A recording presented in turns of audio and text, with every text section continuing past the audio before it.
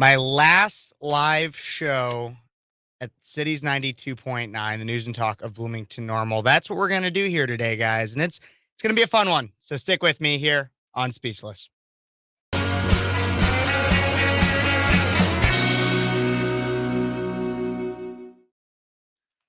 right, we're going to be live here on the radio soon, everybody. Like I said, last live show at Cities 92.9. It's going to be interesting. We're going to talk about a lot of different things. So stick with me.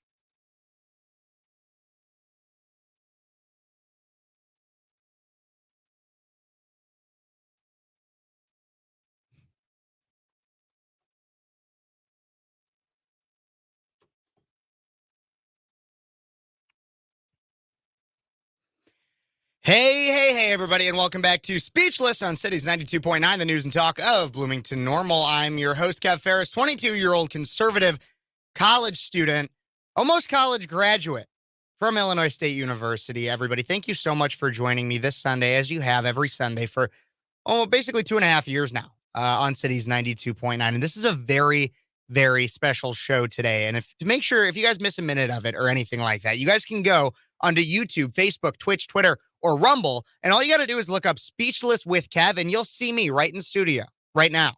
You'll see me here. I'm talking to you live on the radio. And so make sure you're not driving or anything, but go check those out. And when you do, don't forget to like the videos you see, subscribe to the channel, comment what you think, share it with your friends, and ring a notification bell. If you're going on YouTube, make sure you ring the notification bell, hit it to all, do all that fun stuff, because it's really important. As many of you guys might know, if you just listened to the DPB show right before this on Cities 92.9, he wasn't doing his show live on Sundays anymore. Well, he's got different reasons and everything. I mean, Sundays are not necessarily an easy time to always come into the studio, everything like that. But for me, it's a lot more emotional. Or at least, I don't want to compare it, say that this isn't emotional. But for me, it's pretty emotional. I graduate from college this Saturday. This Saturday, I graduate with 2 degrees, one in marketing and one in political science. And there's a lot of things that I've learned over these past several years. If you're watching on YouTube, Facebook, Twitch, Twitter, Rumble, you might have seen the thumbnail for this video. It says past, present, future. And that's in part, we are going to get into some current events and topics to discuss and everything like that. We are going to get into that as I usually do on Speechless. But for a good amount of the show, I want to focus on those things specifically, past, present, and future. And while I'm going to be telling stories from my life, things that have happened in the last 4.5 years that I've lived down here in Bloomington Normal, I'm going to try to relate it back to you because I'm sure that pretty much everybody watching, everybody listening can relate to these kinds of topics in some way. And it's going to get emotional. I'm being 100% honest. This is my last live show here. That's profound to me. It's very profound. And so I'm going to share some of my youthful wisdom as a conservative college graduate. And I say college graduate, yeah, I know. I don't necessarily graduate until this Saturday, but I'm basically there. It's finals week this week. I got more than passing grades in all my classes this semester. I'm doing just fine. But we're going to talk about the past, present, future, why that's important. And again, I'm going to share youthful wisdom, and I want to start off with that phrase, youthful wisdom. What does that mean? Youthful wisdom. I'm often told, or at least it's a societal concept, that wisdom is in and of itself something that comes with age. So those that are more wise tend to be older. However, there's actually studies that show that age and wisdom are not necessarily correlated. A perfect example of that would be our current president, Joe Biden. He's 81 years old, and does he seem wise to you? I don't know. But I do tend to take a lot of wisdom from those older than me. But I can also find some myself. And I've been here for 4.5 years, and I feel like there's things that I've learned a lot through different stories and lessons and such. And so I want to focus on those. College for me was not about what I learned in the classroom. Look, I'm a conservative college student. We all know that right now in all of our universities across this country, we have professors that are consistently trying to indoctrinate and push their opinion onto young students. And this is why I always say, and this is a bit of a digression, but I think it's still important to note, is the fact that if you have a child or a grandchild, somebody in your life that plans on going to college, it is so important that they go to college with 2 things. First, an exact reason and an answer as to why are you going to college. Because there are so many people that I know that I've met at Illinois State University, that their answer to that question, why are you here, is one of two things. And there's some subtext to it too. Nobody will come out and say, I'm here to get my MRS degree, my missus, to get married. And that's not just for women. There's men that do that too. But it's the common trope. There are many people that are not there searching for a life calling, going to school to get a degree. In fact, over 50% of my generation goes to college gets a degree, and then does not use that degree in the career that they choose post graduation, which is an entire flaw in its system. But that's the first thing. Why are you going to college? Ask them that. If they do not have a concrete reason as to why, my answer, I wanted to go to law school. The only way to go to law school is to obtain an undergraduate degree. So I needed to do that to go to law school. That's my answer. The second thing is make sure that their values are solid, that especially if they're your own child, make sure that from day one, you are instilling values in your child that will remain concrete, because they will go to classes and they will have professors that will teach them things and say things to them that will, in fact, sound as if they are fact. You will have professors that will go on tirades about how abortion is reproductive rights and it's a necessity, and women are under attack by conservatives, and Trump is the devil, and there's fascists and Nazis everywhere coming after you. America is a racist nation. There's terrible, terrible things happening daily, and it's all at the fault of conservatives, Christians, whites, straights, and men. And that's what professors will tell your children. Not every professor, but it will happen. It happened to me. It happened to plenty of people I know at Illinois State University right down the street. It's happened to people that I've met through Turning Point USA across the country. These are not isolated incidences, everybody. And so if you're going to send your kid to college, they better have a set of values that you have instilled within them since day one.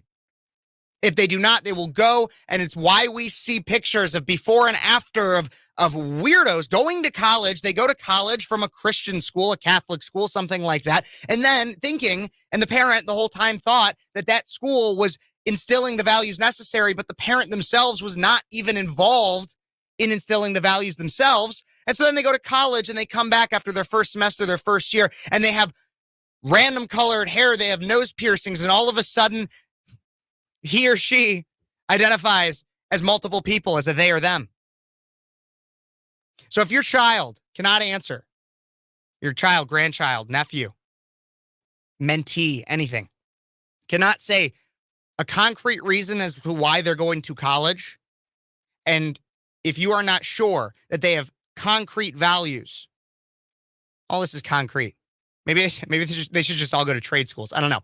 But if they don't have the answer and the values, then they should not be attending college. Now back, and you can consider that youthful wisdom if you'd like, but that would be some of my biggest advice to everybody out there as to what you need to do, what we need to have to prepare. Because I understand a lot of people like myself preach the idea that college in many ways is a scam, and it's a scam because people go without the answers to those two questions. But for me, because I knew my values, because I knew what I was getting out of college, my learning did not come by any means from a classroom. My learning came from the experiences, the people, and the love that I met throughout my 4.5 years here in Central Illinois. Many of you know that I've been the chapter founder and president of Turning Point USA here at Illinois State University since day one. Since day one. Actually, here's a fun fact for everybody out there. I chose Illinois State University for a few reasons. First off, both my parents went here. Second, it was close to home. But third, this was probably the one that surprises people most about me, or about anything, is that I chose Illinois State University because it is a public university, because free speech must be protected. And if it is not, then there are lawsuits that are possible for that. Private universities do not have to follow the same things. And so I did that knowing that I was going to start a Turning Point USA chapter here at Illinois State. I was not dragged into it, but I was brought into the Turning Point USA fold by a good friend, Bobby McNeely. Bobby, if you're ever out there watching or anything, thank you, because he found me when I was in high school attending local Republican events and dragged me out and said, you should start a Turning Point USA chapter at Illinois State when you go there. I'll help you. And he did. And so for 3 to 4 days a week, in between classes, my freshman year, my first semester here at ISU, I would go out on campus with a table, a cloth, some pins, and some stickers, talking to people about Turning Point USA, talking to people about conservative values, exposing them to messages that some of them had never heard. And some of them responded intellectually by wanting to understand, and some responded violently. Veterans Day, and I've told this story on the show before, and I think, it's just part of the story. Veterans Day in 2019, I was out hanging posters for Turning Point across campus, and a professor comes up to me while I'm hanging posters, and he asks me what I'm doing, and I say, I'm hanging posters. I'm trying to start a Turning Point organization on campus, and he tells me to enjoy hell. Now, I wear a cross around my neck. If you're watching on YouTube, Facebook, Twitch, Twitter, Rumble, you will see the cross hanging around my neck. I don't take kindly to somebody that I don't know, especially somebody in a position of leadership, a professor, telling me, a student, to enjoy hell. He runs back to his office. I scurries off is what I usually say, like a scared possum or a raccoon. And so I follow him. I knock on his office door where I saw him go into, and I go, sir, if you won't explain to me why you will tell a student to enjoy hell, then please, at least maybe apologize, or I'm just going to find who you are and I'm going to take this to your supervisor. I heard typing in the office, no answer. I went to take a picture of his nameplate and what he did so I could remember who he was. What he did is he opened the door. He thought I was gone. He saw my phone and a switch flipped in his brain. He grabs my arm, tries to take my phone, puts his arm around me and hip tosses me over him, throws me to the ground. Real thing that happened. I was assaulted by a professor physically at Illinois State University for starting a Turning Point USA chapter by a sociology professor. 4.5 years, or 4 years ago in a month, essentially. What this professor did is not uncommon across the entirety. This is what our institutions have become. What immediately followed is another professor heard the commotion, came in, broke it up. We went our separate ways. I called ISU PD. He called ISU PD. And there were statements made. There's no cameras in this building. He claimed that he had a right to defend himself in that instance because I was threatening him.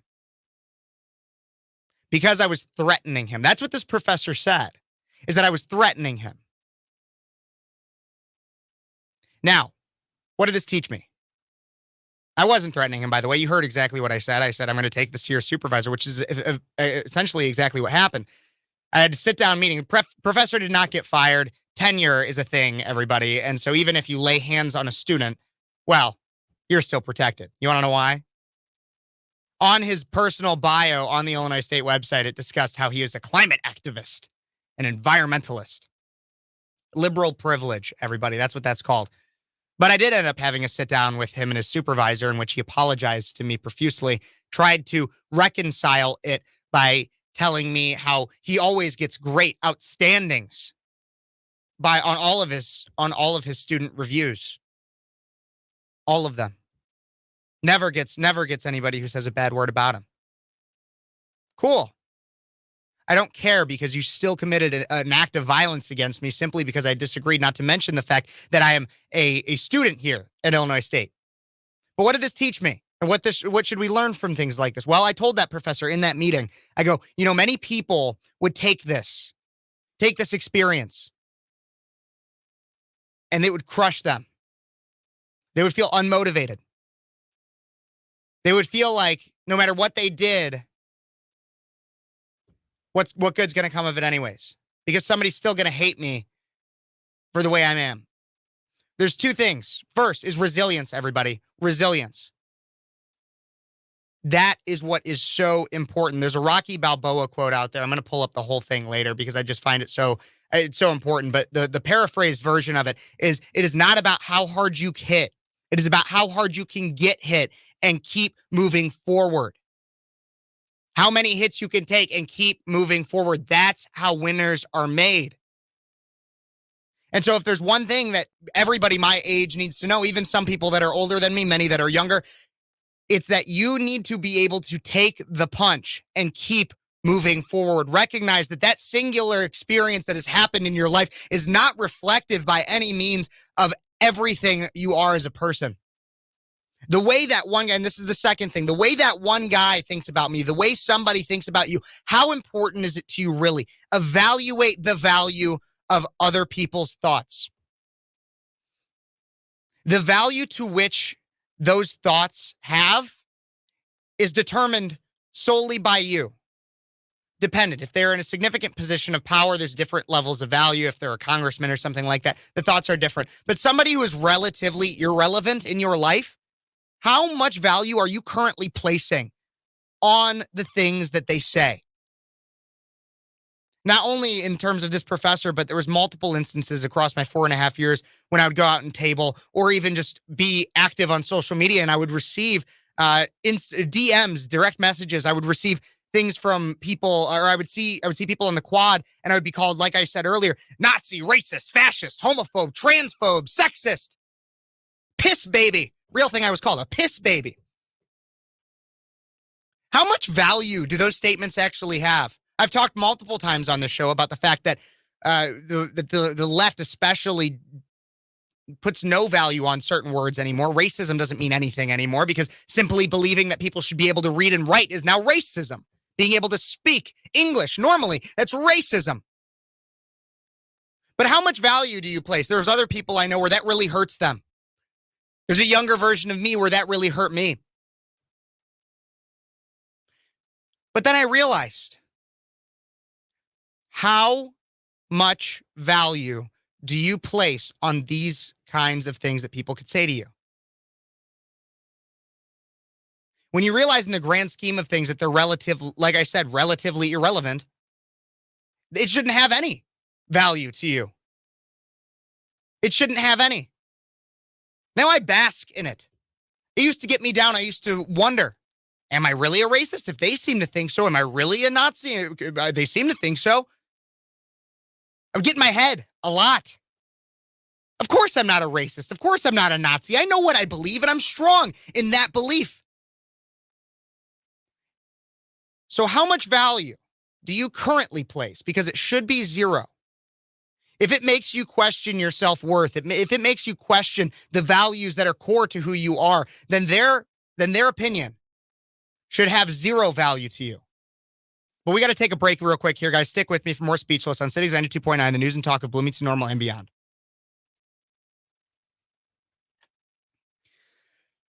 Oh, thank you guys so much for joining me. Let's get into the comment section a little bit here.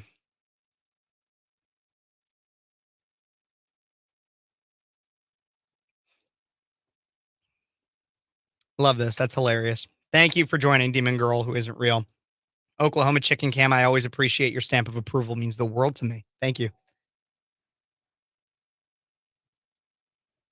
Andrea, thanks for joining, as always.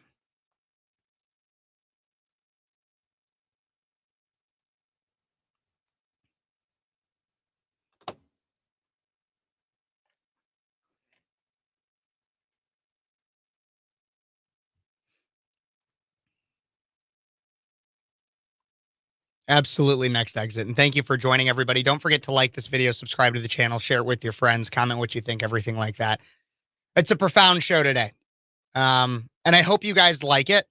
But I've said this in the past, and I kind of take this from Michael Knowles. There's some videos and content that I make for you, the viewer, because I think it's important and necessary for people to hear. There's other things that sometimes I do for myself, and I'm telling you, well, I think that everybody will be able to get something out of this. And this is absolutely because I think it's worth sharing for you guys to learn. This is a lot for me too. As I'll talk in my next segment a bit, reflection is very important.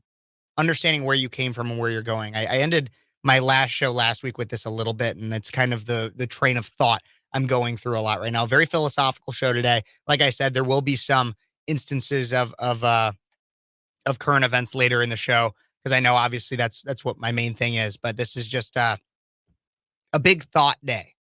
Kind of doing a thought experiment here today on Speechless.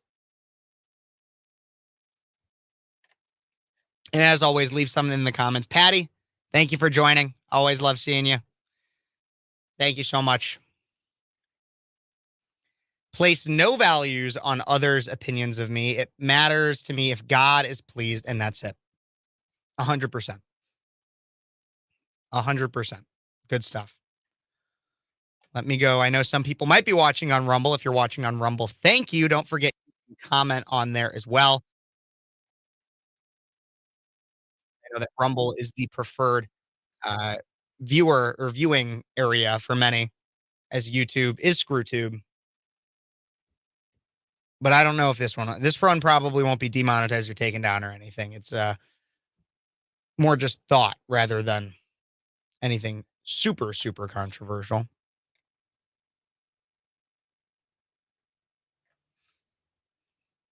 Okay, we're coming back here.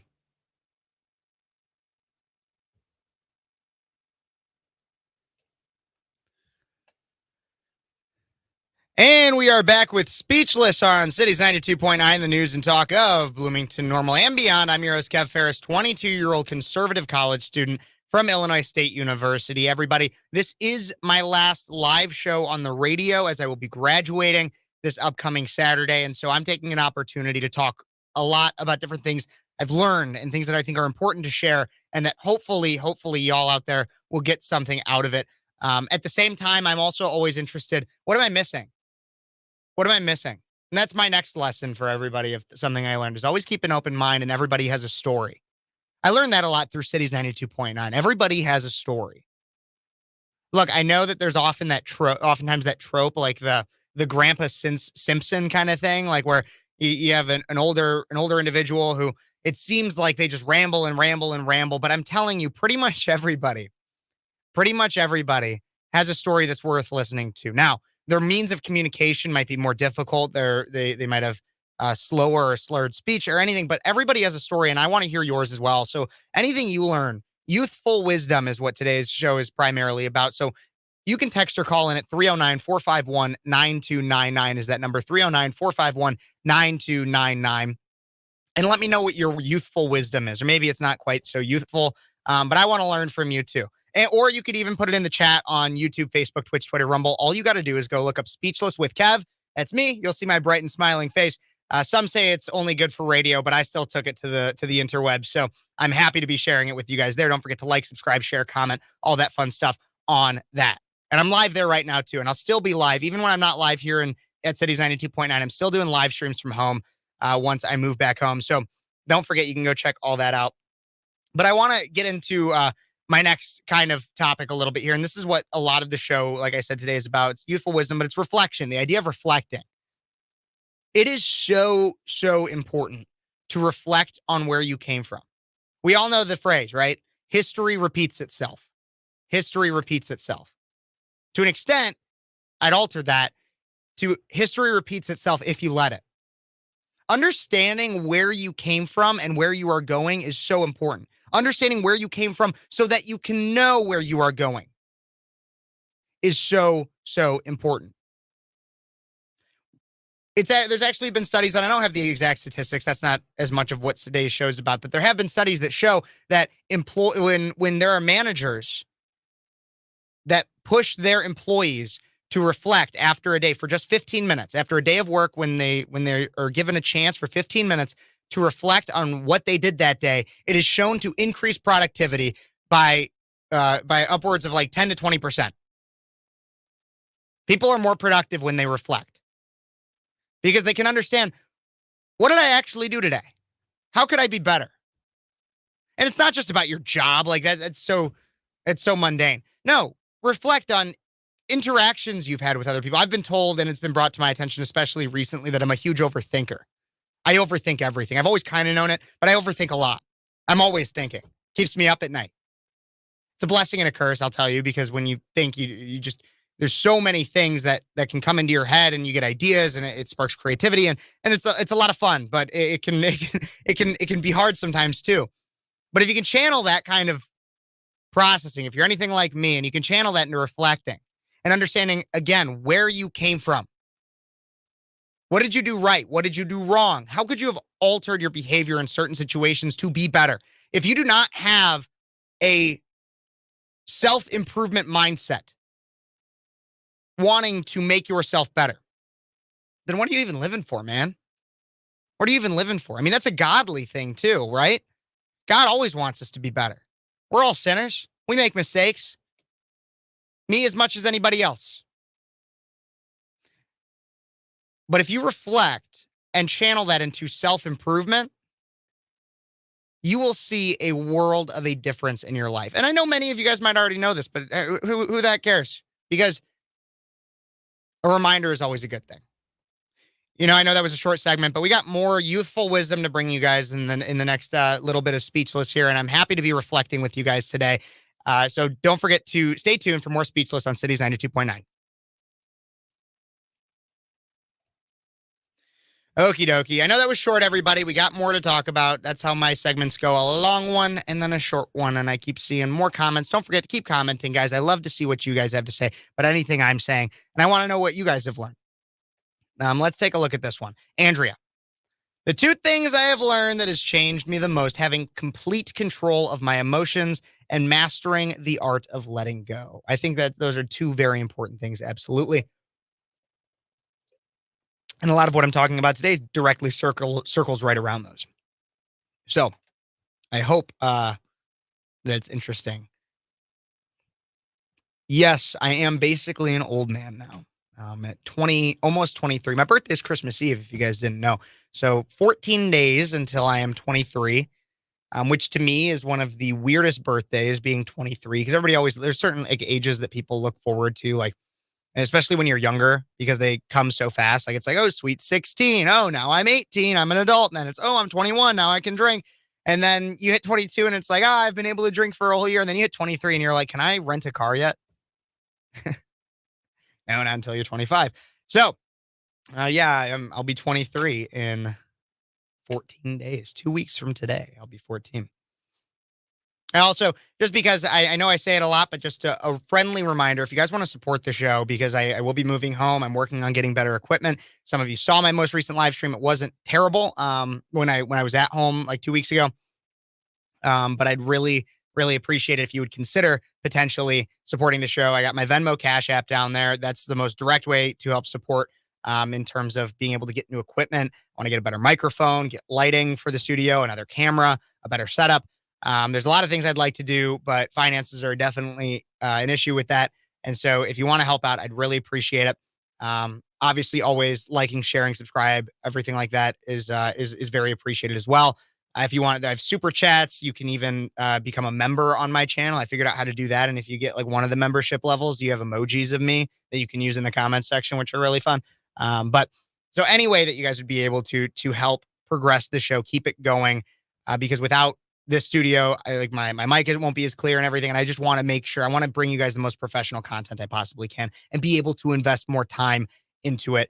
And the only way to do that is to reduce some of those cost factors. So I would really appreciate that if you guys could. But I see Oklahoma Chicken Cam and I are also twinsies. So happy birthday. Happy early birthday to you, Oklahoma Chicken Cam. My birthday, like I said, both of our birthdays are in 2 weeks from today, Christmas Eve. So I appreciate you. Thank you.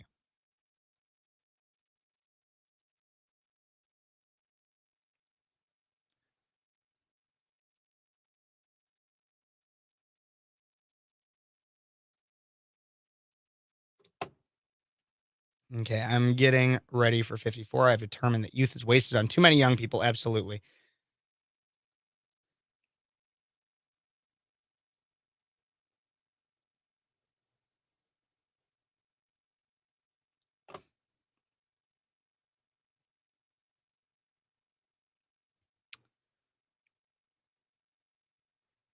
I will continue to be going live on YouTube. It's not done on YouTube, everybody.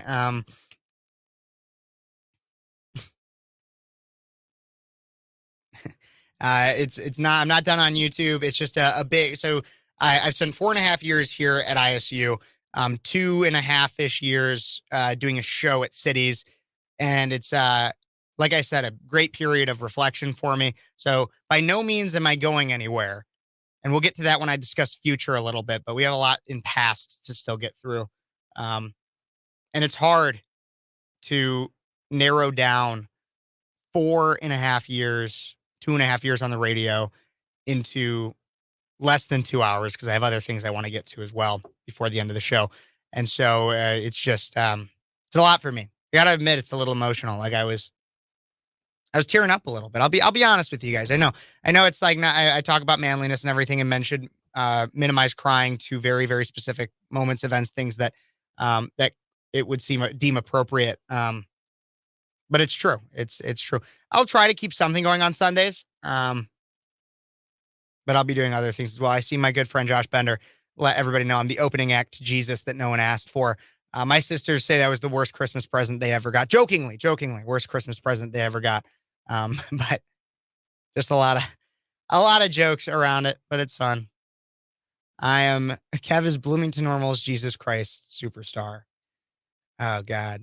Do not compare me to Jesus. I appreciate it, but do not compare me to Jesus. I am nowhere near that. I'm not even I don't even want to go there. I gotta come back on the radio though, everybody.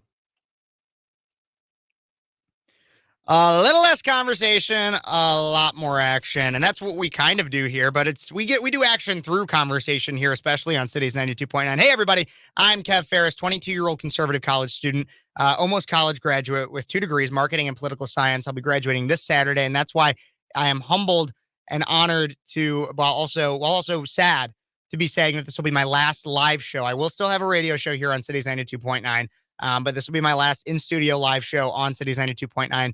Maybe occasionally I'll be able to come back and do a live show here or there, but consistently, last one. So I'm very sad to say that. But we had one person who already knew the text line number, 309-451-9299 is that. And we got a texter here not too long ago that said that he had turned on the radio a few minutes ago, caught me in the middle of my discussion of where I was assaulted by a professor when I was a freshman here at Illinois State University. It's a story I've told on this show many, many times. It was when I was working with, when I was starting my Turning Point USA chapter. I was assaulted by a professor. I received an apology. He was not fired. I did not go through with court proceedings. I was a freshman here. I was very scared of all that. Looking back on it, I kind of regret that. But put yourself in my shoes and be an 18-year-old who gets his hands put on him by a professor. It's a really scary situation, but I was able to bring a lot out of it and learn a lot of things. I talked in my first segment about resilience and also not caring what other people say to you, trying to move past the derogatory name calling that the left oftentimes uses. And this led me, and Turning Point has really done a lot for me. A consistent thing I will say throughout this entire show, the fact that I have done so much more learning outside of the classroom than I have inside. And Turning Point was a big thing for that for me. Turning Point USA, and I know I've talked about it a lot on my show, but I just want to give a huge thank you to the organization. And I'm still going to be a part of it. It's still going to be something that I'll continuously work with.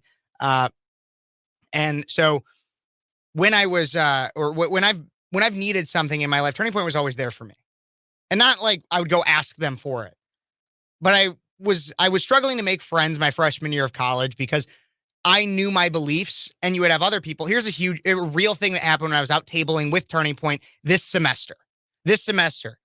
A kid comes up to the table, and I have to alter exactly what he said because it's not suitable for radio. But he comes up to the table and he's been taking pictures of us, making some weird gestures and everything. And I go, man, would you like to actually maybe talk to us? You seem to be laughing at us, making fun of us. Would you actually maybe want to talk to us, engage in a discussion, understand what other people think? And he comes up quickly and he just goes, man, I can't have, this is exactly how he sounded. He was wearing flannel, pajama pants and a hoodie that was way too big for him, and had unkempt hair, was not shaved, looked like he had just crawled out of bed after a 3-day bender or something. And he goes, man, I could not be seen talking to you too long. Otherwise, these bad B word for women, that's the next part he said, these liberal bad B word for women would not even think about sleeping with me. That's the real thing he said. And so when that was kind of the mindset, not of every college student, but when that was kind of the mindset of many among my generation, that's not what I wanted to be associated with. It's not what I was at college for by any means. And so I wanted to start Turning Point. And Turning Point brought me to my best friend, and he's going to come on later and talk with me a little bit. My best friend in the world will be the best man at my wedding, Josh Bender. He brought me him. I have plenty of other friends. Andy, Kevin Tracy, Mitch, Ryan. There's so many people, and like you guys don't know these names, obviously. If all of them, you might know Josh, but like I gotta say, like thank you to Turning Point, but also thank you to them because I wouldn't be here without any of them. I wouldn't have this platform on YouTube, on the radio, anything like that. But Turning Point and my political beliefs brought me that. So for as many enemies that I've made, and people that hate me and want nothing to do with me because I've been open and honest about what I believe in, unwaveringly and with conviction, I have met the most important people in my life outside of family because of my politics, because of Turning Point USA. So that's my next piece of advice. If you don't stray from who you are and who you know you are meant to be and what you believe in, good things will come. As long as part of that is faith in God. Because I'll admit, throughout college, my faith in God has wavered. I was at Turning Point's America Fest in 2020. While I was there, or it was 2021. It was a few days before my 21st birthday. My uncle, who was always my biggest fan, I've talked to him about him sometimes on my show before. Not always easy for me to talk about. But I was at Turning Point's America Fest, and my uncle passed away. I got a call from my mom while I was there. My uncle had passed away. I was very, very close with him. He was my biggest supporter in the world. At that event, I broke down crying in the middle of it. Like there was a lot of people around me. Probably it was kind of embarrassing for me when I think back on it, but it was a warranted response with how close I was with my uncle. The daughter of Pastor Rob McCoy, Charlie Kirk's personal pastor, saw me, and she came up to me and asked me what was wrong. I explained it to her, and she brought me to her father, Rob McCoy, and also Sean Foyt, who is a Christian singer, and they all prayed around me, and it was like it was a amazing experience, and so I literally went from one moment asking God why, how could he do this, how could he take my uncle, to within 10 minutes feeling an almost out of body experience from having God and people praying all around me. And I don't like to get super preachy on this show, but it's so important when I say, do your life with conviction. Have those values instilled in you and do not waver from them for worthless materialism of some kind. Good things will come to you because God will have a plan for you in store. And I firmly believe that. And I have another story from college, and I've talked a lot about Turning Point. I'm going to get back to some Turning Point stuff at some point. But going off of that tangent, yesterday I attended a wedding. Over at, you guys might know Desi Anderson, Hesed House. Amazing, amazing venue. Love it there. I had a beautiful date, by the way, too. But I'm digressing a bit. But I had this wedding yesterday, but the circumstances of which led me to attend this wedding are, to me, proof of God.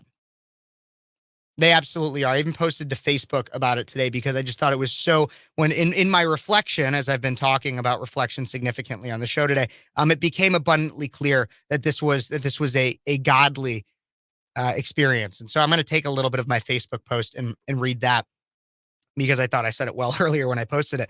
But over the summer, I was at a bar. Yep. So godly experiences can start in a bar, I'll tell you. I was at a bar. And I was sitting on the rooftop of the bar, Six Strings in Bloomington. Love that place. I love Brian. He's the general manager there. It was amazing. It's always amazing. I always love going there.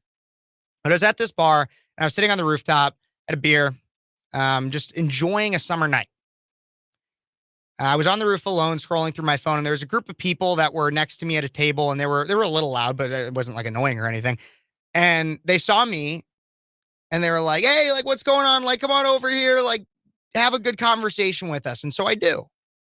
I'm a pretty social guy. I talk a lot. I could talk people's ear off. I talk here for 2 hours every Sunday. Like, I'm going to accept the invite. And so I do. I go sit down with them. To my surprise, so it's a group of probably about 8 people. 2 of them had gotten engaged that day. That day, they had gotten engaged, and they were out celebrating. I got to know him that night, and it was a lot of fun. And all of a sudden, Sean Parker, a good friend of mine, he goes, "Do you like BBC?" Now, I had no idea what he meant, and anybody out there who knows the double entendre was probably just as shocked to hear that question as I was. And I go, "Excuse me?" And he goes, "Bibles, beers, and cigars." I go, "Heck yeah, I like Bibles, beers, and cigars. It sounds like a lot of fun." And he goes, "Well, I have like that into this little group that I do with some friends, and we go out and we go into my garage and we go through some Bible verses. We'll drink a few beers, we'll have a cigar, and we'll talk about like what we are actually meant to do in God for God on this earth." And so ever since that summer night, I've been attending this Bibles, beers, and cigars. There's been a few weeks off when I was busy or something like that, but for the most part, every Tuesday I would go to Bibles, beers, and cigars. I got to know Sean really well. I got to know his fiance, Maddie, to the point of which I was invited to their wedding, which was yesterday. And I think about that at a time where I definitely needed to realign my faith. And I was struggling when it came to friendship, as many had graduated college and moved on or had different things planned. God sends me this message through a happenstance encounter and brings me to people that are now lifelong friends, no doubt. Brings me an opportunity to celebrate somebody else's love, to learn more about God through Bibles, beers, and cigars. To make friends I would have never had if I hadn't been sitting on that bar, out at that bar on a Friday, Saturday night, on the same day that these people got engaged. Sean and Maddie. Congratulations, Sean and Maddie, on your wedding, by the way. What a beautiful ceremony, beautiful time. It was such a fun event. Thank you so much for inviting me, and for allowing me to share in the celebration. It was so much fun. But the big lesson I think everybody should learn from this is don't say no to opportunity. Within good reason, obviously. If somebody offers you crack, yeah, it's an opportunity, but you probably shouldn't do it. Hunter Biden. But you do not say no to a good faith opportunity. When Sean metaphorically reached out his hand to me and said, "Come on over here, man, like, be included. We'd love to talk with you. We'd love to get to know you." And I said yes. That set my life on a path that I would have never gone on before had I said no, or had I not even been there. That's God. I'm a firm believer in that. That's God. That was not coincidence. It seems like coincidence, but it's not. What other reason would there be for the series of events that took place to have happened? What other reason could there be? I'll wait. But while you guys are thinking about that, we're going to have to take a break here real quick on Cities 92.9, but I will still be live here on Facebook, YouTube, Twitch, Twitter, Rumble, all that fun stuff. So don't forget, you can go on there if you're on the radio right now. If you're driving, you probably shouldn't pull out your phone and start watching YouTube or something. Might be a little dangerous. But as soon as you get home, you can go check out Facebook, YouTube, Twitch, Twitter, Rumble. You can look up Speechless with Kev. I'm Kev. You'll see me, the face for radio online. It's crazy. Yeah. My bright and smiling face. And if you missed any of the stories that I've been telling, or you tuned in a little late or anything like that, don't worry.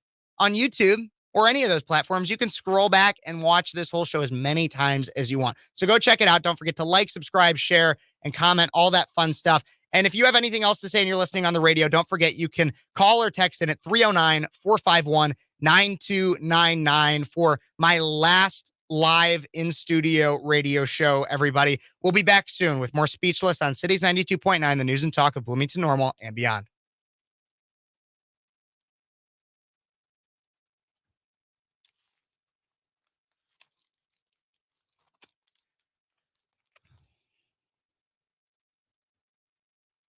Okay. Thank you guys so much for tuning in, each and every one of you. I appreciate you. Let's go and see some of the other comments. Blow up the comment section, guys. I want to know what you guys are saying, what you guys are thinking.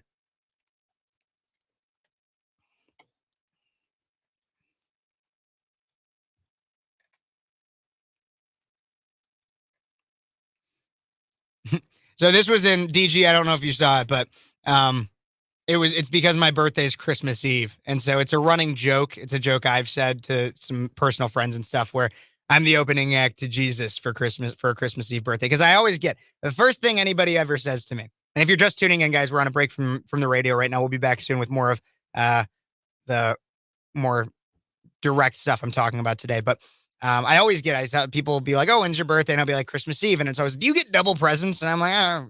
When I was a kid, it mattered more. I don't really. I mean, I get presents for my birthday. I get presents for Christmas and everything, but that's not even what it's about anymore. My family's pretty much all grown up. My parents live together at home. My sisters live out of state. And so Christmas is one of the only times of the year where we all get together. And so the thing I love about my birthday isn't about presents or anything like that. It's that almost always, here's the three things that I love about it. First, almost always people are happy around my birthday on Christmas Eve. If somebody's not happy on Christmas Eve, then they're probably not a Christian, or they're like an atheist that's so atheist that they won't even practice holiday Christmas. Like a Hallmark Christmas. And then also the fact that all my family's together. I love that. I love being able to have all my family together for my birthday and Christmas.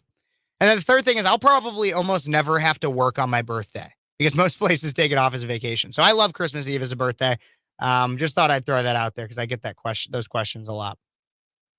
BBC would make a great podcast. Actually, Sean has talked about it in the past. I've told him I'd help him out with it if there's anything.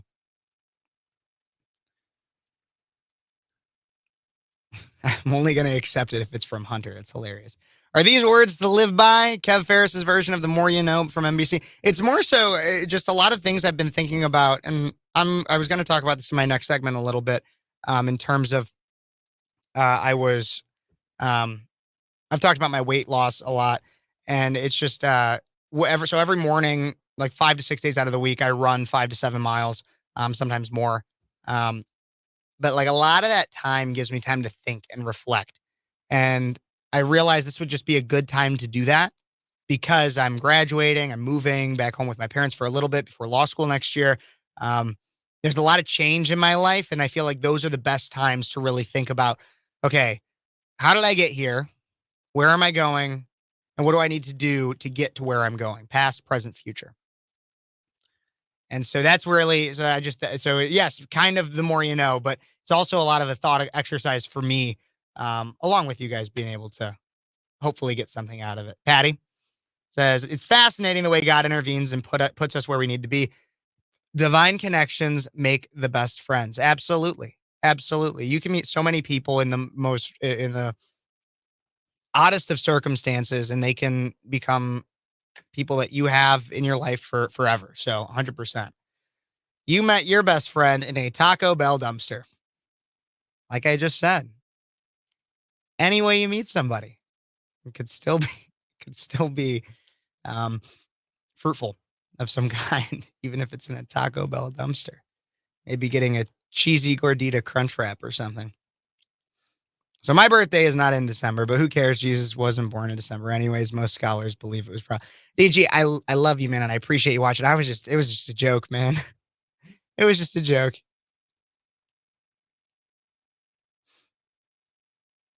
Yeah, well, thank you for joining, Raven. I appreciate you. We will be back soon here for my short last segment of the first hour here on Speechless. Second hour, I got more things planned, talking more on these lines of things we've learned, youthful wisdom. Maybe I'm hoping if my radio show ends early and I don't get to some of the other content, I'm staying in station today to do that content. So this might run longer than just the normal 2 hours. But yeah, I'm coming back here on the radio now.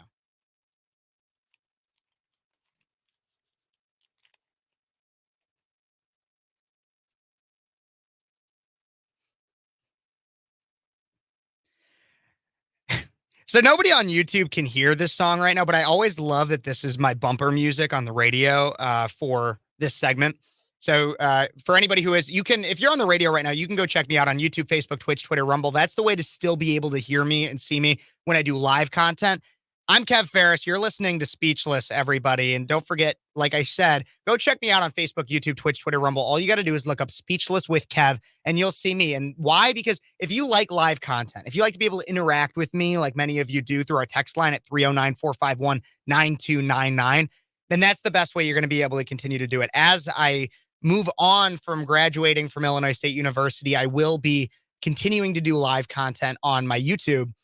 But in terms of the radio, that'll all be pre-recorded.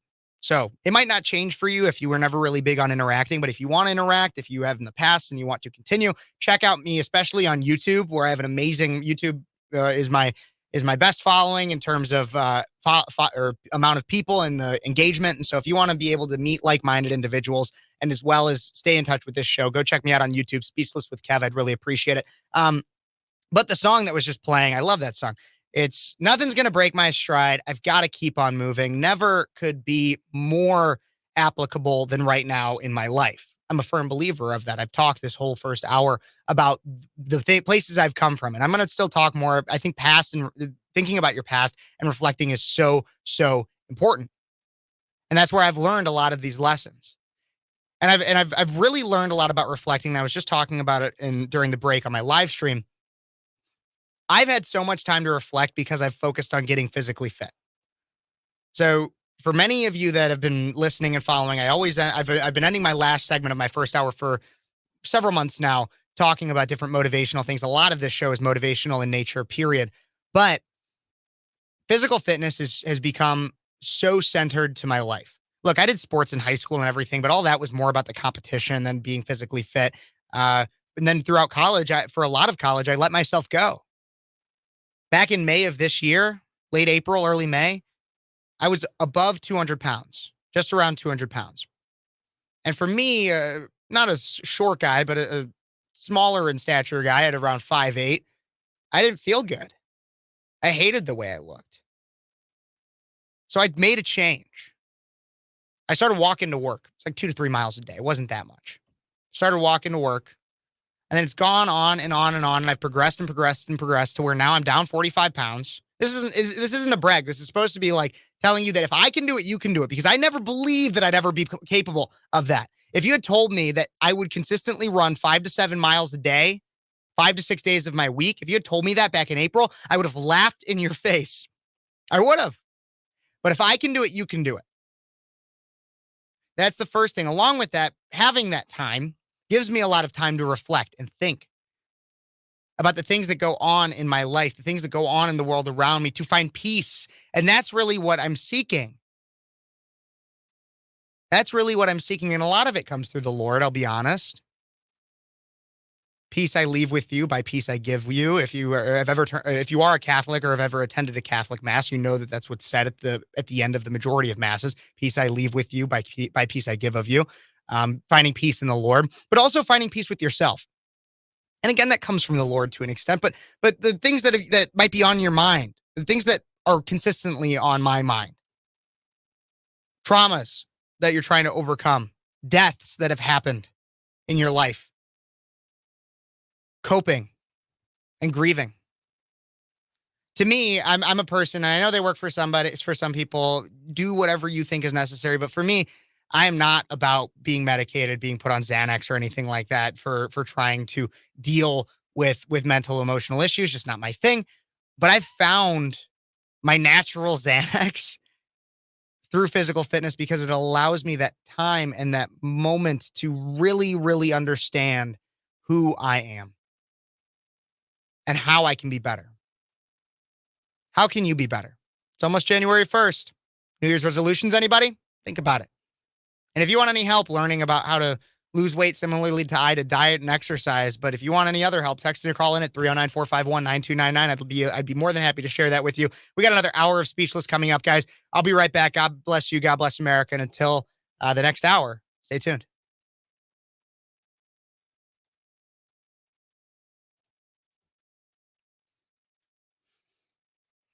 Okay, everybody. I will be having somebody join me here soon. If he is still watching, I know Josh was in the comment section earlier. I'll bring you on soon. Just get into the waiting room.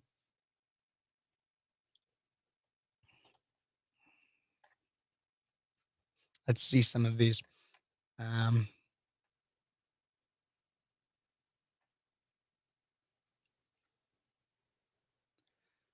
Wisdom absolutely does come from experience, and that's kind of what I'm hitting on today is the fact that I've had um, experiences in the last 4.5 years before I graduate, as well as 2.5 years on doing radio and content.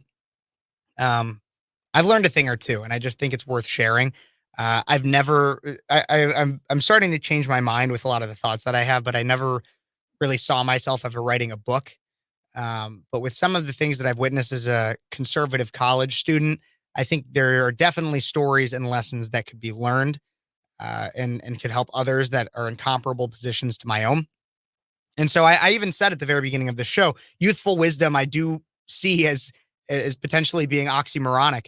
However, I think there's a certain level of wisdom I have, or at least uh, I can at least admit my Socratic fault in the fact that the only thing I know is I know nothing, which was from, well, technically it was the Plato's book, The Trial of Socrates, or the Apology, which chronicles the trial of Socrates.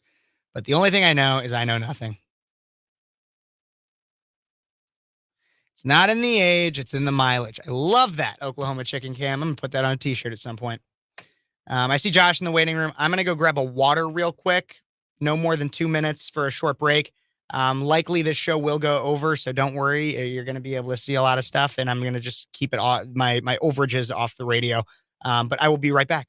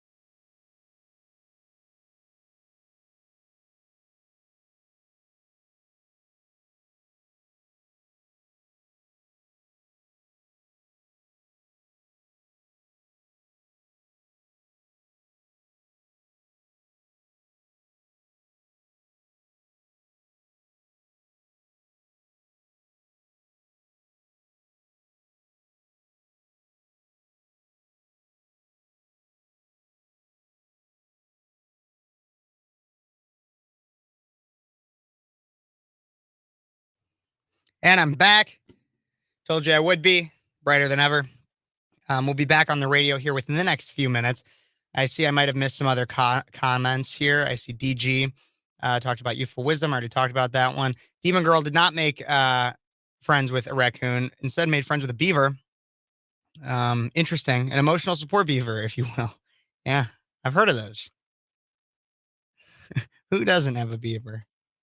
Yeah, who doesn't? Who really doesn't have a beaver? I don't. Well, this is where we need to get into the what is a woman conversation again, but I think I'm going to leave that for another day. I used- I used to go to a club where people popped Xanax like candy. If you had Xanax, everyone was your friend. Very sad. Well, I guess that's one way to cure depression. You can just make you don't even need to take the Xanax. You just make everybody your friend by having it and giving it out illegally, apparently. I do not condone that, by the way. I want to be clear for the Fed boys that are watching. I don't condone that. Only in Minecraft. Not actually. Not in my Christian Minecraft server. I don't know. That might be too young for some people that view. But if you get it, I hope you like it. I have a private chat with Josh. He's going to be coming on soon. You got to say that one out loud. I'm not saying that one. Um, yeah, next exit is trying to hit on Andrea in the chat. That's funny. On YouTube. If you're not watching on YouTube and you want to, definitely go check out Speechless with Kev on YouTube. I see I got some people that are not watching on YouTube right now. That's fine. I get it.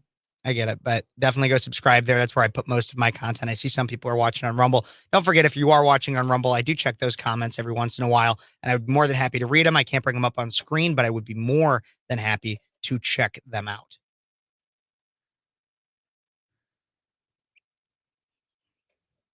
Yes, trying.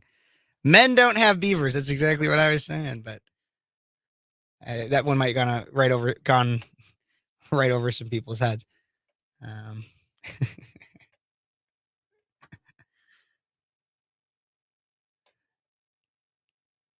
I hope okay, so here's the thing is Andrea next exit, because I see Andrea's even responded now to next exit here. He lives in PA, single, LOL.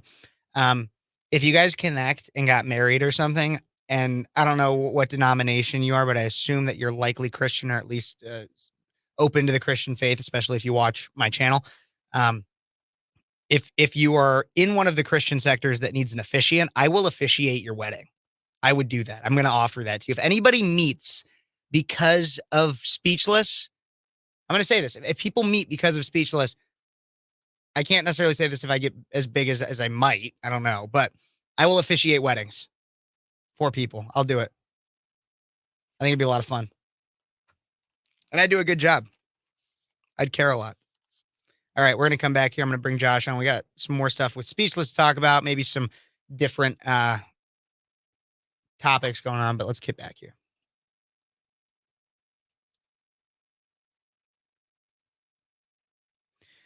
Hey, Bloomington Normal. Welcome back to Speechless. I'm your host, Kev Phares, 22-year-old conservative, almost college graduate from Illinois State University. I'll be graduating this Saturday, and so what does that mean? Well, if you're a consistent listener to Speechless and you really like the show, I appreciate you. That's the first thing. I love you. You're the best. Thank you for supporting me and the show in any way, shape, or form that you can. If you only listen on the radio, you can also go check out my YouTube channel where I put extra content out. Speechless with Kev is all you got to look up. I'm live there right now. I'm talking to some great people. Andrea, DG, Next Exit, Demon Goral, Patty, some great people on YouTube. You could be one of them. If you go check it out, all you got to do is like, subscribe, share, comment, and look up Speechless with Kev. Just Google it, and it'll be like the first link that comes up. You'll see it, Speechless with Kev. But I've been talking about a lot of things because this is my last live radio program here at Cities 92.9, getting me a little emotional. And so I've been doing a lot of reflecting as to where I've come from. If on YouTube, the thumbnail for this video is past, present, future. And so I'm going to hit on every single one of those. I've talked a lot about my past, and we're still going to go more into past because I think reflecting is so important to understand where you are and where you're going. So the present and the future. And so past is definitely taking up a lot of the show today, but I feel like there's only one way to understand the past, where I came from, and how the lessons I've learned and that others have learned can not only relate to you, but help frame the future. And so this is where I need to bring in some help, because this show would never have been possible without my best friend in the world, lifelong best friend, Josh Bender. How's it going, Josh? I'm bringing him on right now. Hey, buddy. Josh Bender. Man, Former co-host with me. Yeah. Wow, you're gonna make me emotional here. I mean, geez, it's been I've been watching a little bit. It's been weird. Thinking about last one in studio. Yes, it is my last appearance in the studio. Doesn't mean it's going to be gone forever. I'm still be doing stuff. We're pre-recorded for the radio. I'm looking at some other opportunities, maybe at some other radio stations for live content, as well as always making sure I have live content on YouTube and everything like that. So everybody make sure you go check that out. But Josh, I've talked about where this show came from. Yeah. But I feel like that when I get in studio and I talk for 2 hours, sometimes it's like, oh, well, we only ever really hear his perspective. And so I want you, from your perspective, to lay out to everybody how Speechless really came to be, and even go as far back as to how we met and everything.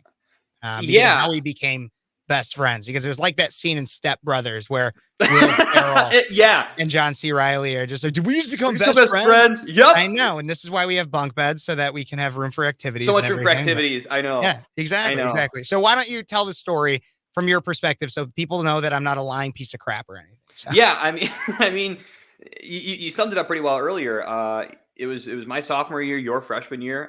You came into a college Republicans meeting and said, hey, I want to start a Turning Point chapter. And I had heard of Turning Point USA. I didn't really know a lot about them, but I was like, you know what, this guy seems all right. I want to get involved more. Let's go talk to him. Just all right. Okay, I see how it is. Yeah, I mean, listen, you looked good. You looked a little sketchy though. I was like, But, so we went. We had a dinner in the dining hall for about 2 hours and just chatted and walked away feeling pretty good. And let's figure this out.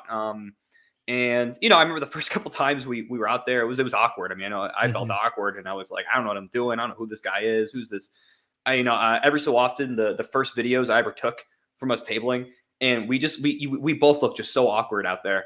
Just as we went through Turning Point more and everything, getting to know you, and we got closer just through not only Turning Point, but we started, hey, let's go do this together. Let's go to grab dinner. Let's go, see a movie, just stuff like that.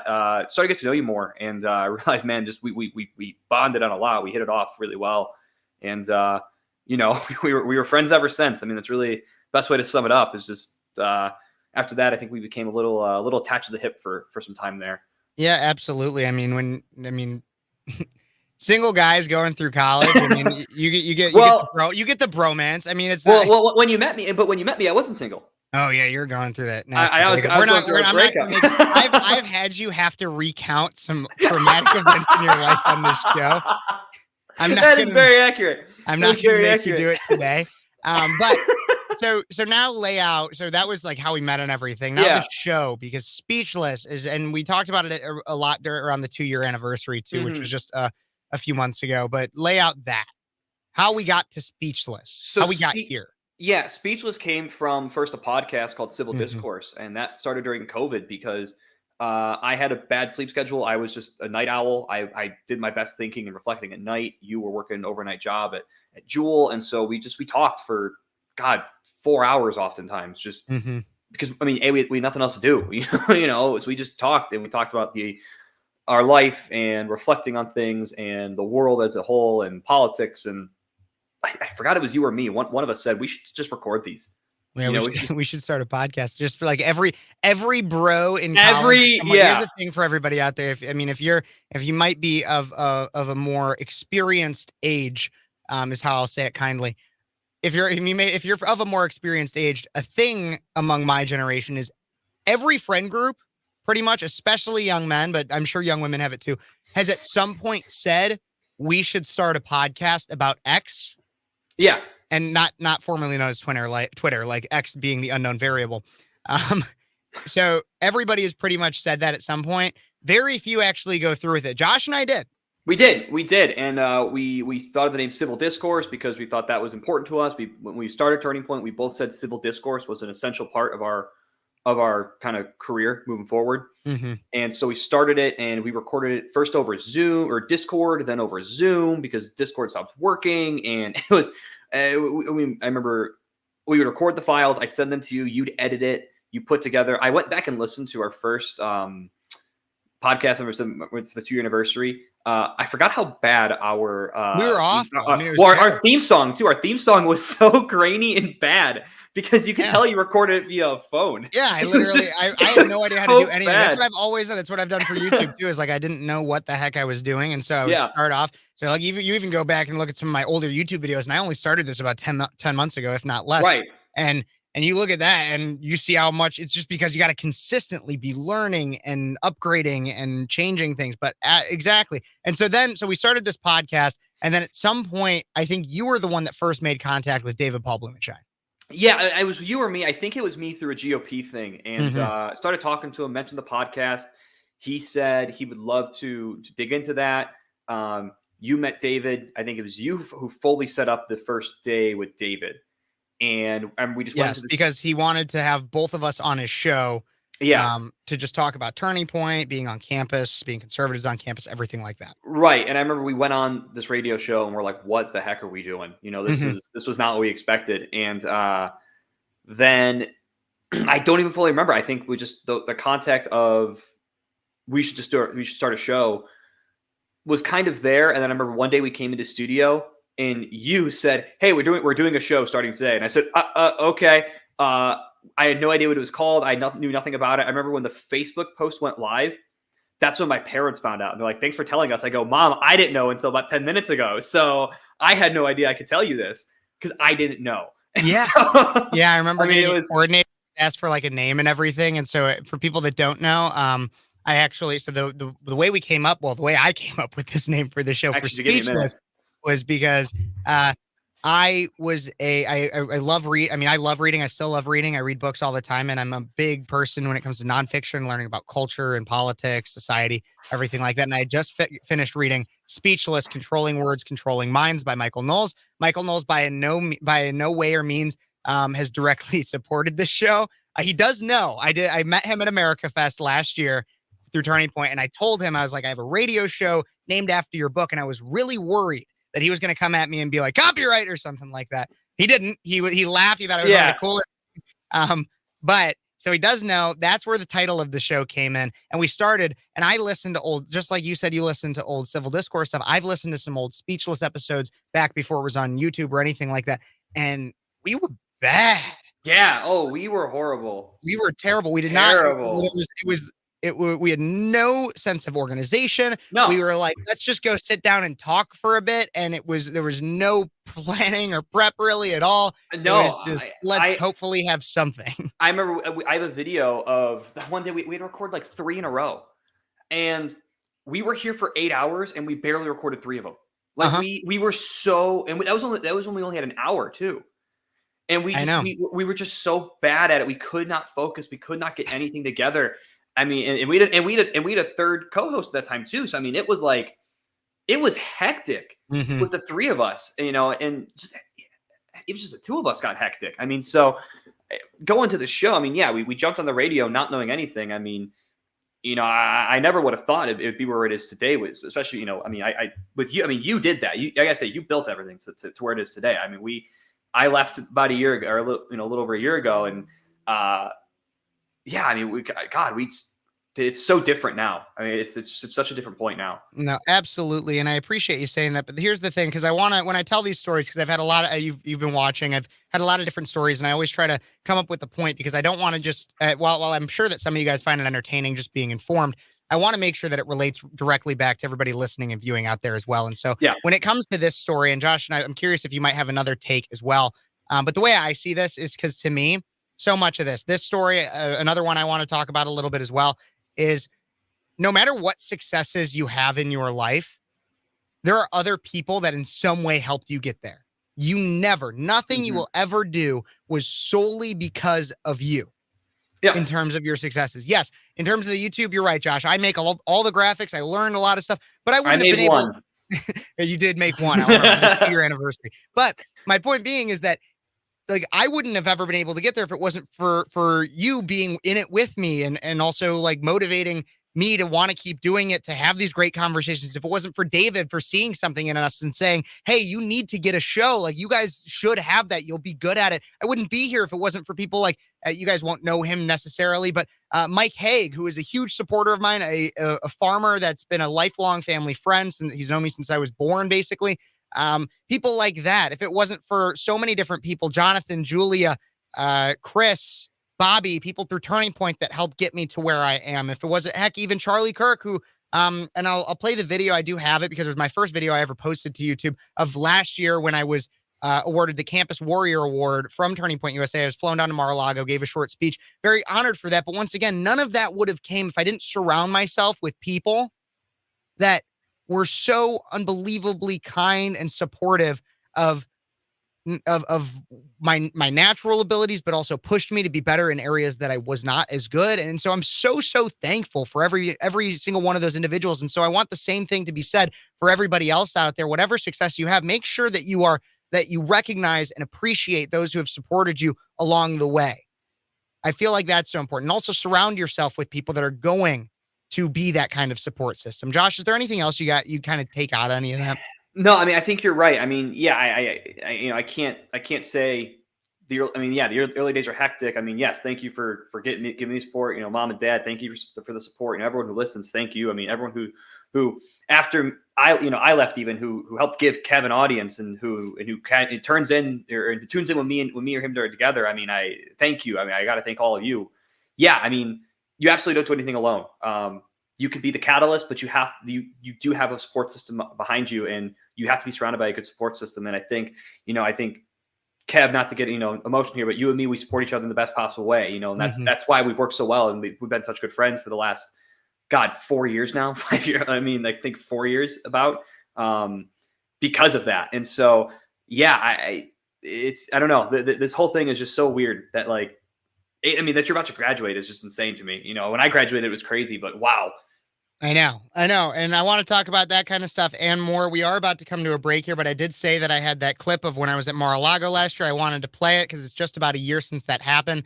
And it's like I said, reflecting is always great. Reflecting on past successes is always important. And so as we come to the break here, we're going to end this segment on the radio with this clip. If you're on YouTube, you'll be able to see it and take a view. But everybody, here is my Mar-a-Lago appearance with Charlie Kirk from last year when I won the Campus Warrior Award from Turning Point USA. Next, from the great state of Illinois, this just for you, Gary. So we got a lot of Illinoisans here.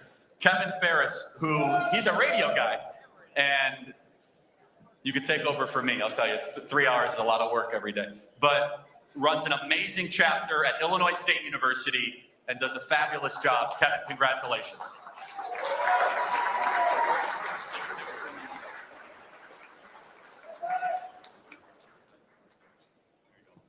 I am a radio guy, so I'll try to keep it short. It's not easy for me, but thank you so much, Charlie. Thank you so much to all of you guys, because if it was not for you, your contributions, and even just any kind of verbal support, saying or liking a post on Facebook, it is so appreciative. I have been assaulted by a professor. We have had verbal, physical assaults on my campus against conservatives other than just myself. And I'll tell you, the one thing I've learned from this, the one thing can best be summed up by the best philosopher I know, Rocky Balboa. I don't know if you've heard this quote before, but he said, it is not about how hard you hit. It is about how hard you can get hit and keep going. Keep going, because that is how winners are made. So let's keep winning, everybody. Thank you. Crispy. Everybody, we will be right back. Normal. Thank you so much.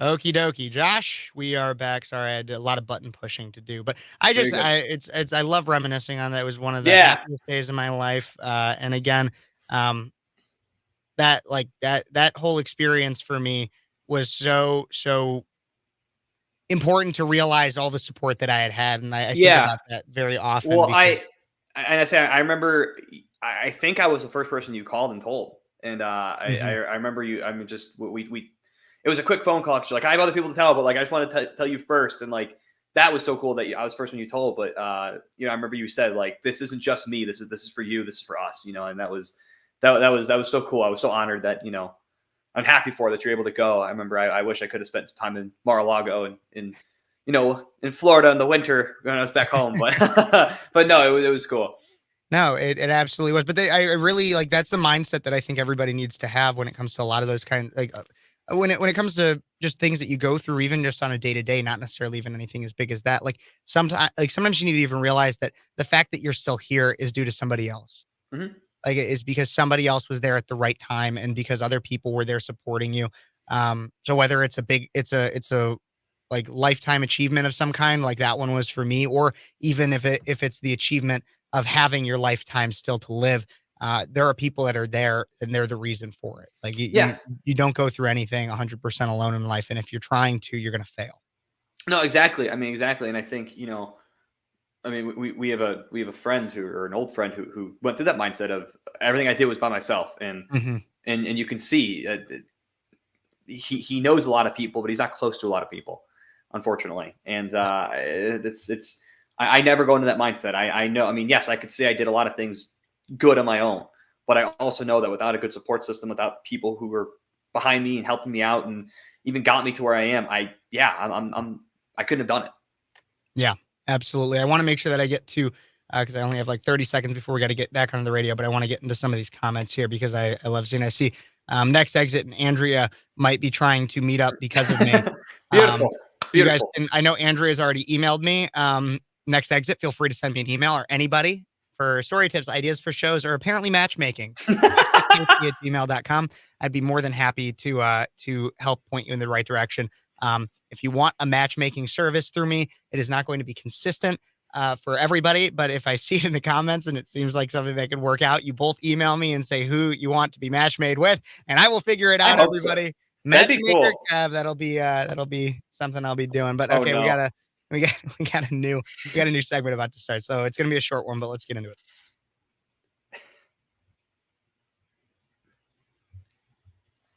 And we are back with Speechless on Cities 92.9, the news and talk of Bloomington Normal. I'm your host, Kev Phares, 22-year-old conservative, almost college graduate. Yep, I know. I had to change that up a little bit there because I am almost a college graduate, which scares the ever-living stuff out of me.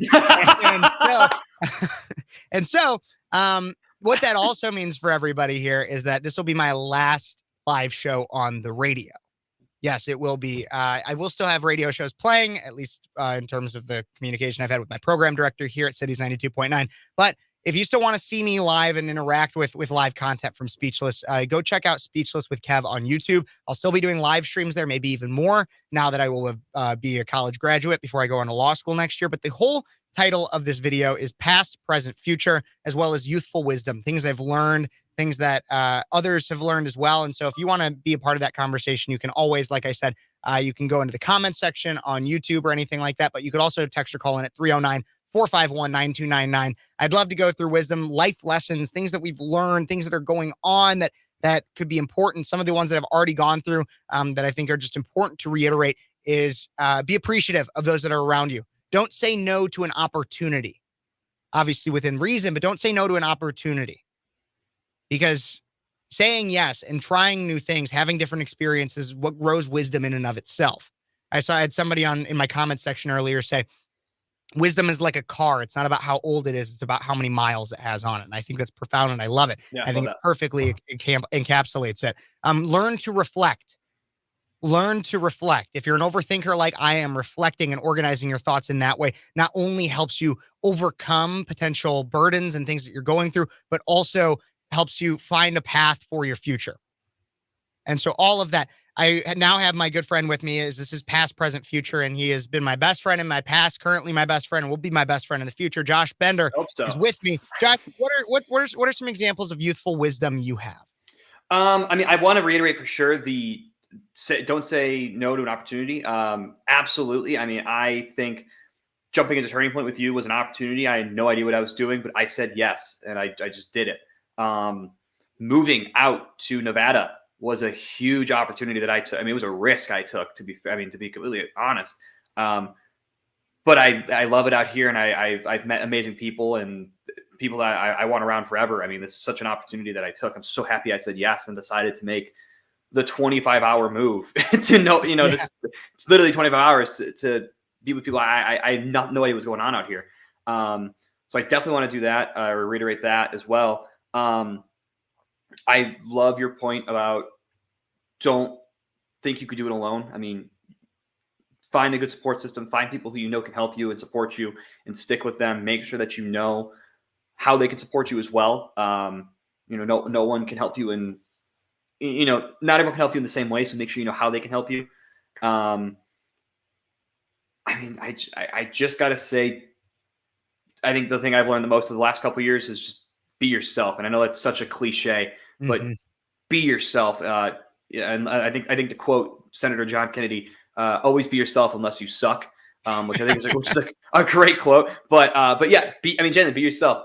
Don't pretend you're something that you're not. Don't pretend that you're, don't pretend that you don't believe something that you believe. Be yourself, because that is how you're going to find people that truly believe in you and support you for you, not just for, he's a cool guy, but like, I wish I didn't believe this. No, I believe it. If you don't like it, leave. That's kind of, that's where I'm at now in my life. Absolutely. And I love that. One thing I wanted to touch on, because as I was reflecting on my own time, 4.5 years at ISU, 2.5 here at the radio station. I was thinking about when you were graduating college, and it's almost to the break here, but when you were graduating college, I'll never forget. And I don't know if this is exposing you at all, but I'll never forget. We were sitting in the car one time and you were having a kind of almost an existential crisis a little bit. And I remember, And I remember you saying to me, because you were graduating, or it was before you were going to go to your student teaching, I think, not necessarily graduating, but you said to me, you go, I'm not sure if I want to do this. Yeah. Now you are a teacher. You have been for 2 years, and it sounds like you love it. I love it. What happened? I know that's a lot of time to go through in the minute that I have before the break starts, but like what set you down that path? Like, what do you learn? What did you learn shortly? And then we could even get into it in the next segment too. Sure. I mean, the biggest thing was, it was self-doubt. It was fear of the unknown. It was because I had no idea what I was doing. I never stepped foot in a classroom until I started student teaching. So it was so unknown. What happened was I got there and realized, do you know what? I'm pretty decent at this. And if I can at least be decent, I could get better. You could easily go from decent to good. And it's going to take practice. I don't know everything. I don't need to know everything. Let me just let myself learn, Absolutely. Absolutely. Absolutely. We can get a little bit more into that as well as some other things in the next half hour of the last Speechless live show in Cities 92.9. We'll still always be live on YouTube. Don't forget to go check that out. Speechless with Kev on YouTube. You can find it, Google it, easy, click, like, subscribe, share, comment, all that fun stuff. We'll be right back with more Speechless on Cities 92.9, the news and talk of Bloomington Normal and beyond. Okay, Josh, your mom Snapchatted me. It's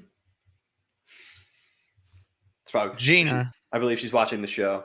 Heck yeah. Thank you, Josh's mom. I kind of exposed her too, but thank you, Gina. I'll say it. She's going to be mad at me now. She can come to my, my little shindig too, Josh, just so you know. Oh, perfect. Okay, everybody in the comments section. I put that email back up for you. Sorry, I get like texts and stuff, so I have to check those out sometimes during my breaks. But I also want to see your guys' comments and respond to those. She put a little heart on it too. So yes, next exit. I put that up there. Raven, I see is behind, but I appreciate you checking in with me. Let me know. Did I ever get into numerology or symbology? Not super. I'd be interested though. I mean, it's something I should look up. Send me, you put my email back up on screen. You can send me some stuff about it. Maybe I'll take a look. That'll be fun. I see Oklahoma Chicken Cam sent something. Kev is having a back when I was a young whippersnapper kind of time. I have been noticing a lot recently how out of touch I am with a lot of young people. Oh my, yeah, dude. I said something. I feel like this. Like I was talking those young whippersnappers. I was talking in class, and because I was talking about the 2016 election, and I go, yeah, I was like a sophomore in high school, and they go, we were in 5th grade, and I said, oh my god, I am so old. Like that made me feel so old. Yeah, and I'm like, oh man, I know. Wow. Okay. I know. I feel old all the time. I'm just like Riz was the word of the year this year. Riz was the word of the year. Riz was the word of the year. I like it. I use Riz way too much. That's stupid. I feel like anybody who uses Riz that much doesn't have any Riz. Yeah, accurate though. I've started saying the phrase girl math a lot. That's been fun. I don't quite understand what it is. So I just will do something and just go, yeah, girl math. I think it's so funny because I actually if I were to put myself if I were to put myself in the body of everybody, answer this question in the comments. No, because I want to know. I want to know what you guys think. But if I when it comes to the girl math one though, because a lot of times it'll be like, I went to Target and like some piece of clothing was buy one get 50% off, meaning I just got it all for free. Girl math. And I'll hear that and I'm like, if I was like an ardent feminazi or something, I feel like I would be calling that sexist. But the people that say it the most are the feminazis. Because basically what girl math is it's something where it's just like, ha ha ha, I'm stupid. Girl math. Yeah. I say girl math. I'll just be like, yeah, that's girl math. I'll just say that a lot. What was the other phrase I was saying? I started saying one yesterday. I forgot what I was saying. I'll have to ask about that, but I started saying a new phrase. Kev does.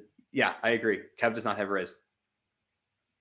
Got it. I agree. Thanks. I agree. I don't need Riz. I have charisma. I'm fine with charisma. I don't need Riz. That's what Riz is. Okay. Well, it's the shortened. It's Riz sound like. See, Riz, this Riz is why like, this might be okay. Here's the thing. I'm not on the radio right now, and this is where Riz sounds like a typo of an inappropriate thing that I do not want to be talking about on this show. So we're done with Riz for the rest of this.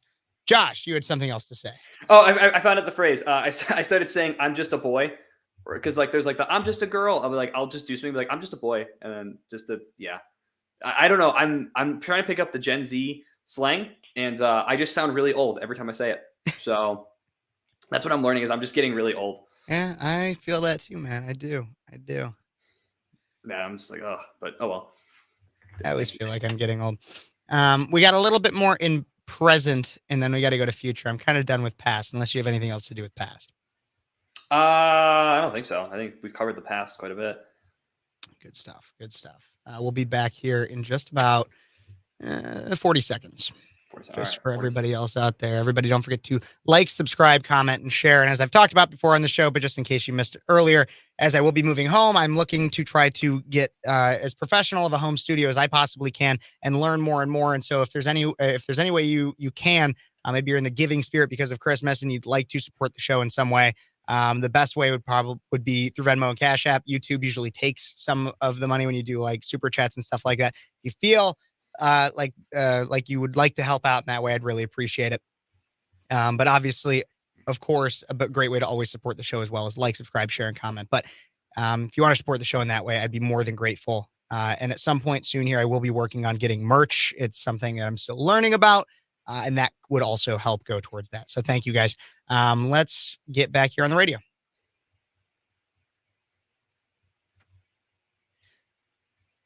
And we are back with Speechless on Cities 92.9, the news and talk of Bloomington Normal and beyond. I'm your host, Kev Phares, 22-year-old conservative, almost college graduate from Illinois State University. This is my last live show in the studio. And so if you have any hateful things you want to tell me, do it now or forever hold your peace. Text or call in at 309-451-9299. I'd love to hear from you. If you agree, that's perfectly fine. You want to say something nice, I love you, or you want to build in the conversation, that's fine. But if you disagree, I want to hear from you even more because I won't lose. This is my show. I won't lose. And so I will tear into you more than, I don't know, like a chainsaw. I had no analogy. I had no analogy. You were not ready for that. Nope, I wasn't. It just, my mind starts going. There's a Michael Scott quote out there. I've got Josh Bender with me, everybody, just so you guys know, former show host, former talent, formerly talented. There it is. With me today, kind of reflecting on a lot of different things. And so what I got a lot of things I want to talk. I've been talking about, guys, past, present, future, reflection, the importance of it, a lot of different messages and things I've learned through my 4.5 years as a college conservative. Yes, I survived college as a conservative. It is possible. It is possible, everybody. And my friend Josh Bender, who's with me, also did the same thing. We talked a lot about the past, and while it is in the past, you can still go watch all of that on my YouTube channel, Speechless with Kev. Go check it out. Google it. You'll be able to see this full show, hear any of the life lessons. You can comment, interact with me in that way. I'd love if you did that from the radio or anything like that. But we got to get into the present. So where are we now? Like, this is going to be kind of short because I talk about it pretty consistently. Josh is in Nevada. He's teaching. He's loving it. He's trying to figure things out. But that's for the future, man. That's for the future, Josh. Future. Where am I right now, man?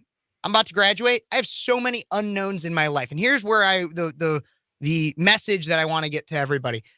There is a common fear for most people. It's a fear of the unknown. Josh, I'm sure you have in some way. Oh, yeah. A fear of the unknown when things seem uncertain and you're not sure where it's going. Well, I have a general life plan planned out, and I have things I'm working on for it. I plan on going to law school next year. I'm currently working on my applications for it.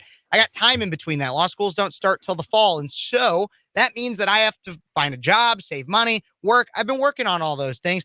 And while for a lot of people, those unknowns, and for me at times, it becomes incredibly stressful and anxiety ridden and all of these things, I got to tell you, I find a profound amount of peace with myself right now. Because I think about, just like what I've been doing for the last hour and a half on this show, I've reflected, I've thought about where I've come from, how far I've already gone. And one thing consistently comes to mind. It's always worked out. Everything's always worked out. Every time I've gone through anything like this, every time that I've had moments of uncertainty in my life, and when I say moments, it's not like 2 to 3 minutes. I mean, like in the grand scheme of things, a few months or moments of your life compared to the amount of years most people actually live. So when I have these moments of uncertainty and unknown, but you think about every other time that you've had that, look, it might not always be easy.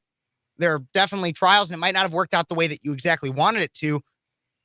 But if you're still breathing, you still got your health of some kind, you still got a thought, and you still got a word to say out of your mouth, then it's worked out enough. And so if it's always worked out before, it'll likely work out this time. And I don't know, to me, maybe it's jaded, maybe it's ignorant. I don't know. The only thing I know is I know nothing. But that brings me a profound amount of peace when you think about it. And that's what reflection can do. Josh, thoughts? Yeah, I mean, I agree. I mean, I think I I agree to an extent. I do think that something can work 10 times and then the 11th time it doesn't work. And that's when you could freak out. Mm-hmm. That's when you absolutely could freak out. But I also think, like you said, there's an introspectiveness where you stop and go, okay, what's different this 11th time versus the last 10 times? Or it can work 1,000 times, and then that 1,001 time it suddenly doesn't work. What changed that made it not work? So yeah, I mean, I think I'm not saying there's a bit of ignorance in that, not in a bad way, but just because, yeah, if it's working, it's working. Mm-hmm.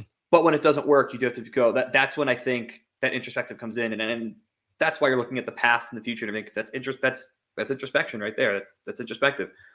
What is it that's different, or what can be different? Mm-hmm. But yeah, I mean, I think overall, like, I just taught my government class this semester. Next semester, I flip it, do it again. It could all fail next semester. I got no idea. It's different students, different time. It could all fail next semester, and I got to be prepared for that. But I'm going to hope it doesn't. Absolutely. Absolutely. And so that's the present, everybody. That's the present. And as I'm going through this, I'm reminded of a quote, great philosopher. Oh my God, I forgot his name, but he's from Kung Fu Panda. It's Uguay?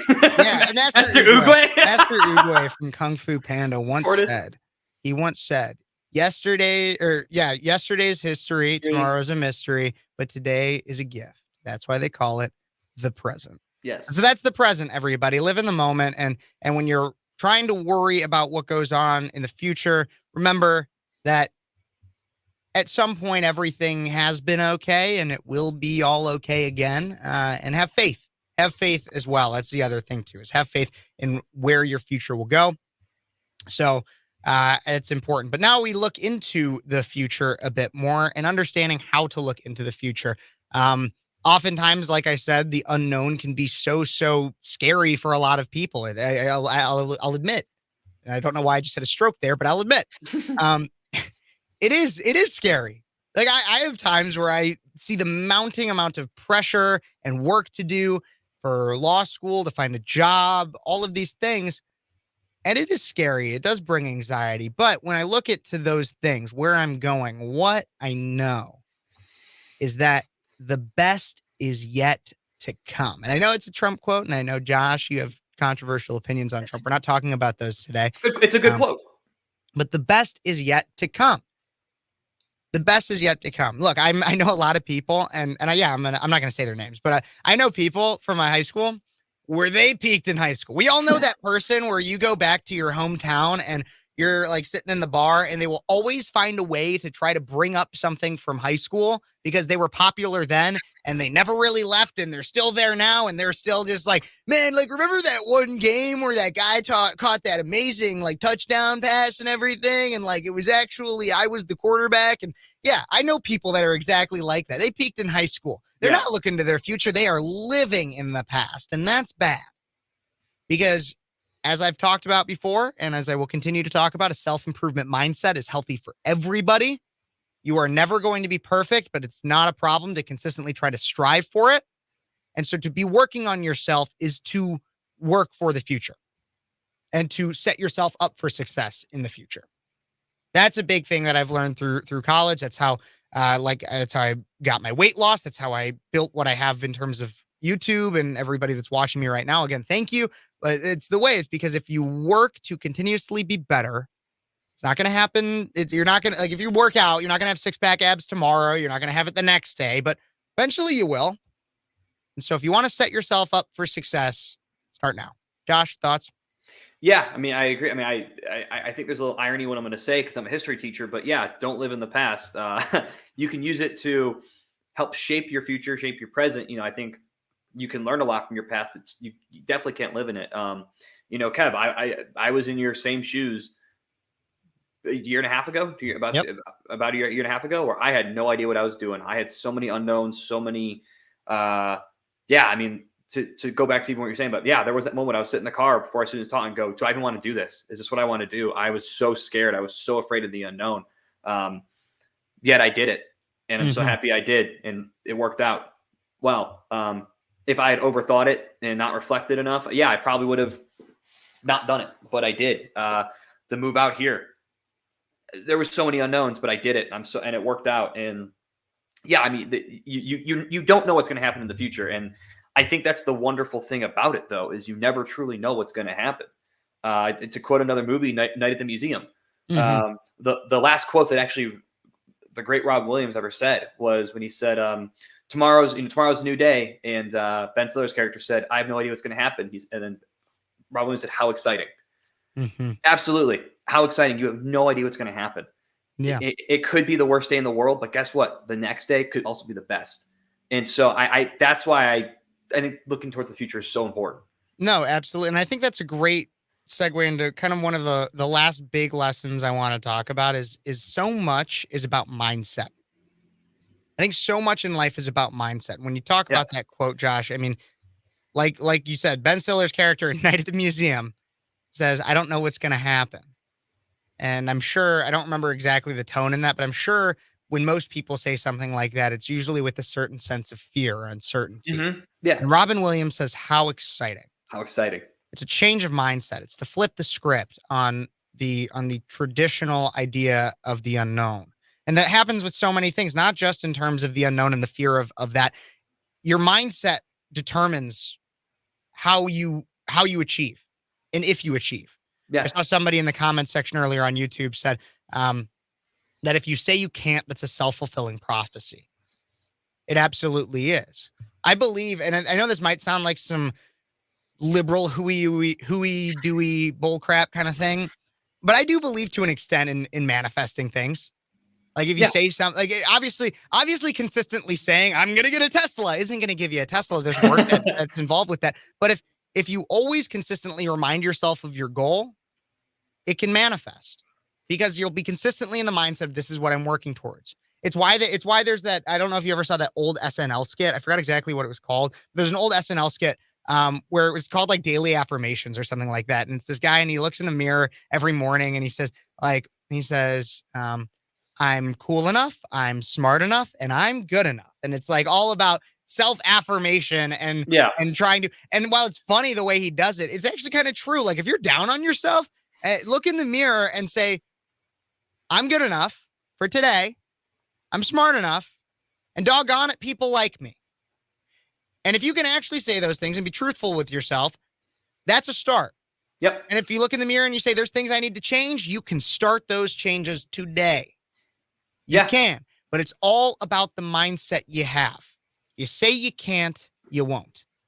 You say I can, which you can. That's the biggest thing. Anything you put your mind to within reason. I always have to qualify my statements because I'll get somebody in the comment section that's like, well, what if I want to fly like Superman? Like, that's not what I'm talking about. Anything within reason that you put your mind to, you can do. You can do that.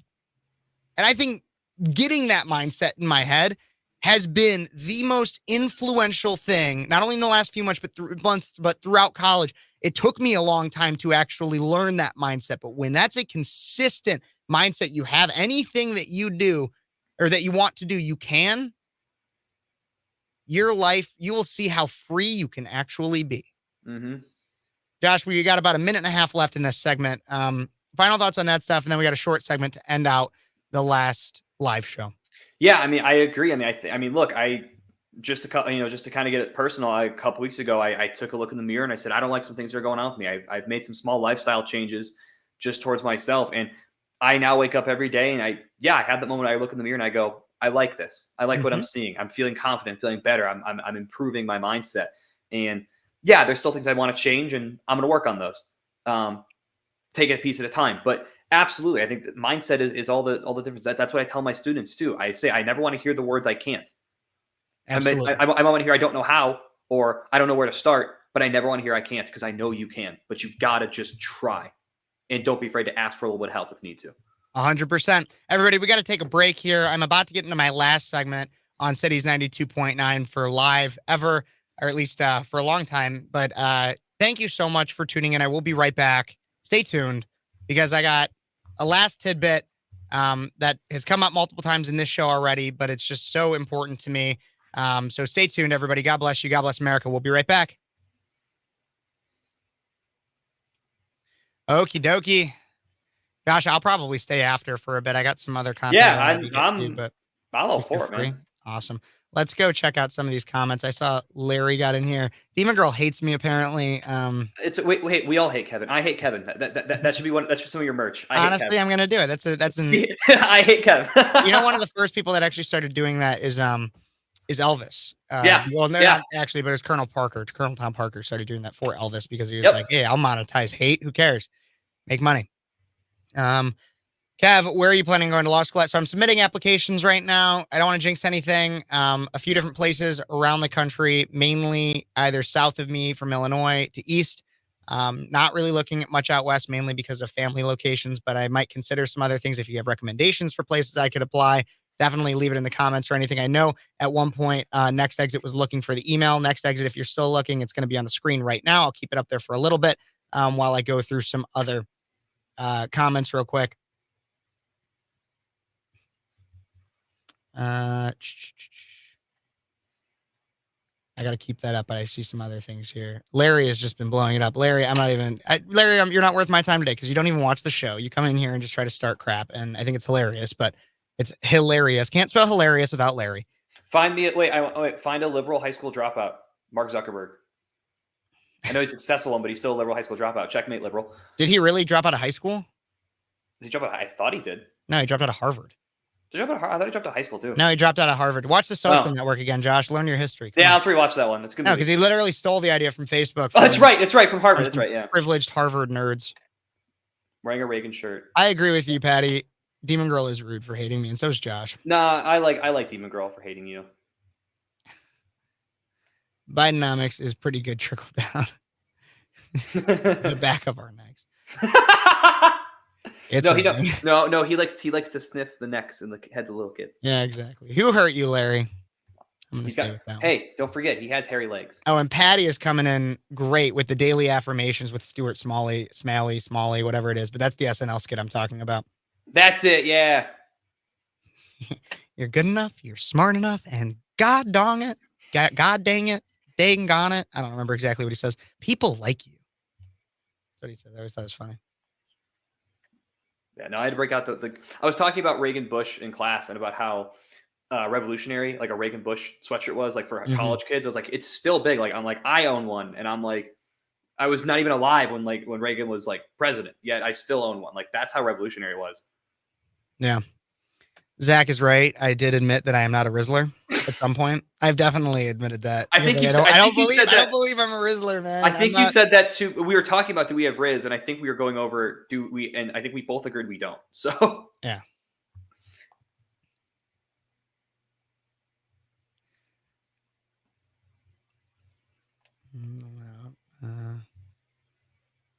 I asked questions in college. My teacher asked why I was even in the class. Nobody else in the class was even thinking about how to solve what I was asking about. Interesting. Sounds about right. Yep. Okay, so you don't like when people drop out and you don't like when they don't drop out. Pick one and stick to it. Larry is the president of the Young Republicans. Maybe. Oh, is that his burner? It might be. Maybe. I don't know. His burner account. Thank you, Ryan. I appreciate your viewership and I appreciate your friendship, man. Definitely Ryan, just what's up, dude? Stay involved, stay here, stay awake, not woke, all that kind of stuff.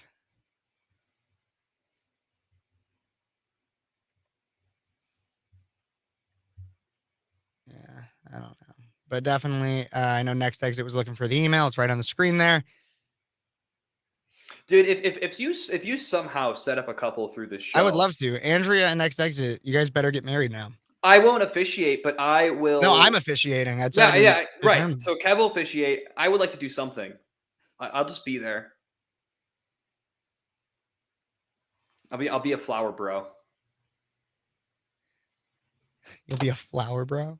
I just Yeah. want to be a beer boy in a wedding. I think that'd be so fun. Instead of like having like, Yeah. you just, hey, who wants a chorus? Who wants a chorus? And if it's a gay wedding, who wants a Bud Light? Who wants a Bud Light? Like, Well, have you seen the videos like the guys like they're the flower bros and they have like the fanny pack and they have the flowers in there? I'll do that. yeah, if you do that, you got to like walk in with like a big mink coat, and it can't be faux mink. It can't be faux fur either. Like I want PETA to be after Dude, you, so fur is murder and pour blood on you. I will dressed in walk like Ken from the Barbie movie. Like I will, I'll go full Ken. That's my thing. Okay, we got a few more minutes left here. Okay.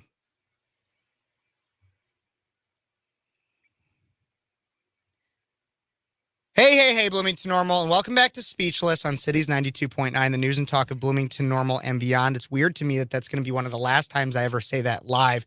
This is my last segment of my last live show, at least consistently here at Cities 92.9. I will still have pre-recorded shows, and I will still go live on my YouTube channel. So if you're a frequent listener, definitely go check me out on YouTube at Speechless with Kev Phares. But for my last segment, I want to make sure that it's not all about just promoting all that other stuff, but just go check it out, please. I'd really appreciate it. I want to make sure that I tell each and every one of you, thank you so much for your consistent support in the Bloomington Normal area and in Central Illinois, period.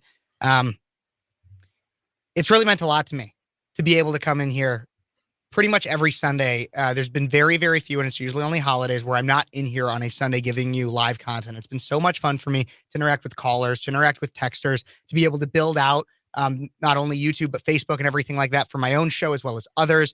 And it has just meant so much to me to be getting involved in this community. As I said at the very beginning of the show, in my time in college, my 4.5 years, I've learned so much more outside of the classroom than I ever could have learned inside. And it's because of the experiences, opportunities, and people I've met through this radio station, through those of you that listen and come up to me in public and say hello, and I get to know about you and your lives. I really do love it and enjoy it. And so thank you so much. It's meant a lot to me. Josh is still with me here on the YouTube end and everything. Real quick, Josh, I would love if you could just share what this show has meant to you, what the station has meant to you, anything like that, as we wrap up our last live show. And then I have one more thing I want to add. Yeah, I mean, I want to reiterate too. Thank you, Kev. Congrats, man. I mean, I'm so proud of you. I really want you to know that. I love you to death. Yeah, thank you. I mean, just the station gave us a crazy opportunity. We were just a bunch of, I think I was 20 years old, and just they gave us the most amazing opportunity and put so much trust in us. And we really didn't deserve it. And so, I mean, thank you. Yes, to everyone in the area who supported us and still supports us, just thank you. I cannot thank you enough. And I cannot thank Cities enough. David, Kat, I can't thank you guys enough for really giving us the chance. Yeah, it's so weird to say that this is the last one of you in studio. I mean, I know I felt away when that happened. I was only doing it for a year. Yeah. Yep, absolutely. And so for anybody that I didn't get to say thank you to, or I may have missed, I had very few notes for this entire show because it was just, I knew that I wanted to be 100% fully authentic. Everything that was on my mind that I've been thinking about for over a week, that I've been kind of planning what I was going to talk about in this show. And as I come back down to the 2 minutes that I have left, for my last live show ever, I want to leave you guys with this. Once, thank you. But also, I've talked about this quote a lot. I've had it come up twice already in this live stream. I've ended or had it in pretty much every political speech I've ever given, but I've never actually said the full quote. It gives me chills when I hear it. I'm not good at a Sylvester Stallone accent, so I'm not doing that. But I want everybody, I'm going to leave you with this. If there's anything you ever get from me and to remember for moving forward, it's this. From Rocky Balboa, I'd hold you up and say to your mother, this kid's going to be the best kid in the world. This kid's going to be somebody better than anybody I ever knew. And you grew up good and wonderful. It was great. Just watching you every day was like a privilege. Then, sorry, I had to make sure that I don't go over. Then the time come for you to be your own man and take on the world. You did. But somewhere along the line, you changed. You stopped being you. You let people stick a finger in your face and tell you you're no good. And when things got hard, you started looking for somebody to blame, like a big shadow. Let me tell you something you already know. The world ain't all sunshine and rainbows. It's a very mean and nasty place. And I don't care how tough you are. It will beat you to your knees and keep you there permanently if you let it. You, me, or nobody is going to hit as hard as life. But it ain't about how hard you hit. It's It's about how hard you can get hit and keep moving forward, how much you can take and keep moving forward. That's how winning is done. Now, if you know what you're worth, then go out and get what you're worth. But you got to be willing to take the hits and not pointing fingers, saying you ain't where you want to be because of him or her or anybody. Cowards do that, and that ain't you. You're better than that. I'm always going to love you no matter what happens. And I know none of you out there are actually my son, but in the movie he says, you're my son and you're my blood. You're the best thing in my life. But until you start believing in yourself, you ain't going to have a life. Don't forget to visit your mother. That one especially. Don't forget to visit your mother. But everything in there, everybody, that's a wrap. God bless you. God bless America. Check me out on YouTube if you want to stay in touch. And until next week, when you hear a pre-recorded show, you've been listening to Speechless. Okay, everybody. I'm going to keep going with some stuff on the YouTube because I have more content than I never even got to in that show. This is what happens. I always overplan and underdeliver. No, I don't think I underdeliver, but I always overplan what I'm doing. And so I'll keep Josh on for some of these things. These are more news stories and stuff, but I like I'm sorry. I'm just looking at your comments. Someone said, proud of you, Kev. Short kings are kings too. I wear my crown happily. I wear my crown happily. Hey, short guys are in. Short guys are. I'm not even that short. I'm 5'8". That's like the national average. Let's look it up right now. Yeah. I don't even have to worry about commercials. No, I know. Or anything. So we're the same height. We're 5'8". Yeah. Okay. Wonderful. It's not even short, I don't think. No, it's not. Let's see what else we got, because I know that there's some other comments here, and then we'll get to some of the news questions, or the news stories that I have, or at least the cultural stuff. Yingling don't need no tranny fluid. Someone said we want to see Kev's BBC. Comments like that make me want to start an OnlyFans. I'm kidding. I'm kidding. Oh, no. I'm kidding. That's a joke. It's a joke. Oh no. I can laugh. What Oklahoma chicken has said. Gosh darn it. I'm going to email Kev my number for you. Oh, okay. So I am setting them up. Oh! Wonderful. Andrea, next exit. Going to be a speechless couple. Speechless couple. But yeah, that meant a lot to me, guys. And once again, like, I can't say thank you enough for continuously supporting the show in any way, shape, or form that you can. I just it means a lot. And it's really crazy to me that kind of this chapter of my life has come to an end in terms of this radio station. But thank you. Thank you. Sincerely. Josh, do you know what a dink is? What a what is? What a dink is. What a dink? Yeah, what's a dink? Do you know what a dink is? I have no idea. Is that a new...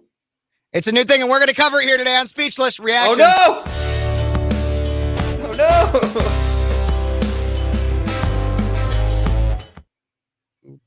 I love that. It's a good theme song on that one. But Speechless Reactions. I can't hear it. Dink is.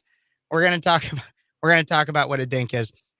So this is out of the Daily Wire. Are you a dink? That was okay. Without looking at any, so what is being a dink? D-I-N-K. What does it sound like to you? I would think it's a play on twink. See, I also thought that. But okay. There's so many jokes you could make about it, but it actually, like, in terms of the definition, that's not what it is. So. Okay. If you're a frequent user of social media platforms such as X, Instagram, especially TikTok, you might have recently stumbled across videos or posts featuring a younger couple extolling the supposed virtues of remaining childless, including extra free time, more money, and lower levels of stress.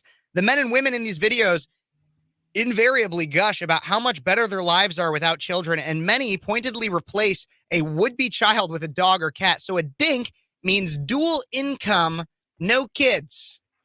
Dual income, no kids. No kids. A general trend. And I thought this might be something that we might actually disagree on potentially, or have some disagreements on.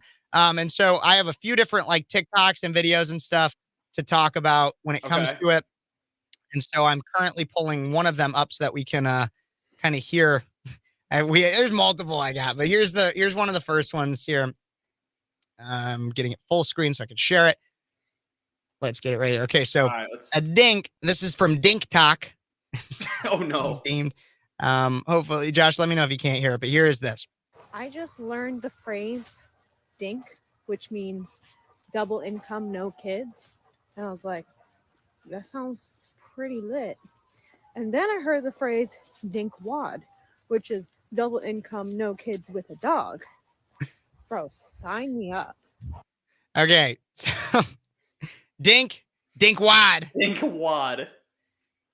First off, again, these names are just like horrible. I get it's an acronym, but it just sounds terrible. Like it sounds like marketing is bad. I would not proudly go up to anybody, even if dink meant like dude in khakis.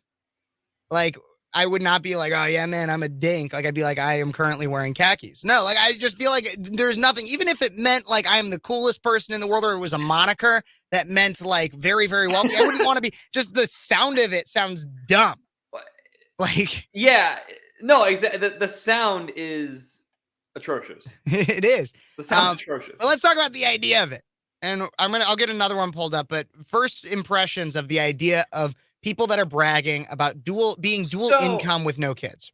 I mean, look, I think if you're married, if you have the dual income, I mean, I think in general, if you're married and family, you want to try to have kids. I mean, I think that's the greatest thing you can do is have kids. Mm-hmm. That being said, I understand there's also reasons you can't, which of course need to be looked at. You know, whether it be reasons infertility or things like that. Of course, you can't. I don't know. I mean, I do think, unfortunately, in this economy, it's easier to be that. It's easier to be a dual income with no kids because this economy just sucks. I mean, yeah, I'll agree with you to an extent. It sucks, but the thing is that people aren't saying that the reasons are infertility or like they anything like that. It's this, and so this is one of the ones that has gone most famous. This one is where it's a dual income, no kids family, dinks, that here's what they're saying about being dinks. Take a listen. We're dinks. We're going to get asked daily when we plan on having kids. We're dinks. Of course, we're going to go out to eat every night after work. We're dinks. We don't have to ask our family for financial help or to watch our kid when we want to go out. We're dinks. We're going to go to Costco and buy all the snacks in bulk that we want. We're dinks. We have disposable income to spend on whatever we would like and don't have to spend on a kid. We're dinks. I'm going to go to every football game and play 18 holes whenever I want. We're dinks. We're going to get asked to every single family event what we're doing with our life. Yep. So that's many of the reasons. Now, what are your thoughts, Josh? Well, I mean, I think just bad financial advice or a bad financial decision is to eat out every night. Listen, I'm a not just also not just a financial issue. It's also just like wouldn't you like want to like stay home? Like it's not. Yeah, I mean, listen, if you're eating out every night too, are you really getting? How healthy is what you're eating? Like, right, I mean, listen, I love me some McDonald's. I will go eat fast food a lot. I'm in a different part of my life. I know it's not good for me. I'm trying to change that a little bit. You know, usually it's times of I have no time. I simply need this versus I do love to cook. That's a bad idea financially. Yeah, health, that's a bad one. I mean, I don't know. Just hearing this, it's like, it's like, again, I get it. If there are extenuating circumstances like that, I understand that, and I do think, unfortunately, and I think what you were saying is like, they're not saying it's this. You don't have to say it's XYZ. They also have to say we struggle with infertility and things like that. You don't have to. Yeah. But I think because I think it's a trend, I think people who fall into the circumstances of we want to have kids but we simply can't are going to fall into this trend because it's a trend and it gets you views. Yeah, which, I think it's that. I think my biggest issue with all of this is that it sounds super selfish. Like it sounds so selfish. It's like, and it's not even.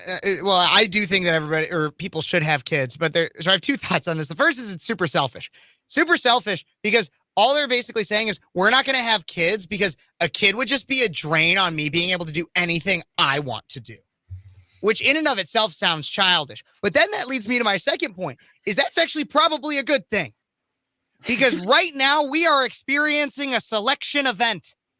So in like Darwinism, there's things called selection events, kind of like and this isn't necessarily as big of one, but like when the quote unquote meteor hit the earth, whether it was a meteor or like dinosaur AIDS or anything like that, whatever wiped out the dinosaurs, that's considered like a selection event that decides what happens to a species. Dinklage, the entire idea of being a dink is actually a selection event. Say Dinklage? Yes. like Peter Dinklage? This is a selection event. Because while I'm mad at the ideology that they're spreading, that means that dumb people aren't going to be voting if they're not going to be having kids, because the dumb people are the ones that are not going to be having kids because they're and selfish people not having kids. So thus they won't be voting, won't be participants of society. We'll hopefully have less selfish people. Like, so while I think the ideology is bad, maybe it could have a net positive in the fact that I mean, look, we do know that we are in a era, or we're in a time where the human population is no longer sustainable. I mean, fertility rates are on the rise. We're to the point where we can no longer sustain our population. I mean, I know Elon Musk has talked on that. There's a video from last week. Kim Jong-un was crying to his women, saying like, have more kids because we're going to run out of people. Like we know this is a thing. And I think that's a bigger issue to deal with. But I think the idea of the people actually embracing that lifestyle, yeah, it's a little different. I mean, I think that's where again, if it's a medical issue or, you know, there are definitely times and issues where that, but if it's just a choice, yeah, it's not. It's just like Raven is saying here, dinks are self-selecting out of the future gene pool. And I think it's probably a good thing. But I think you bring up an interesting point, because the left will continuously tell us, well, we're overpopulated as is.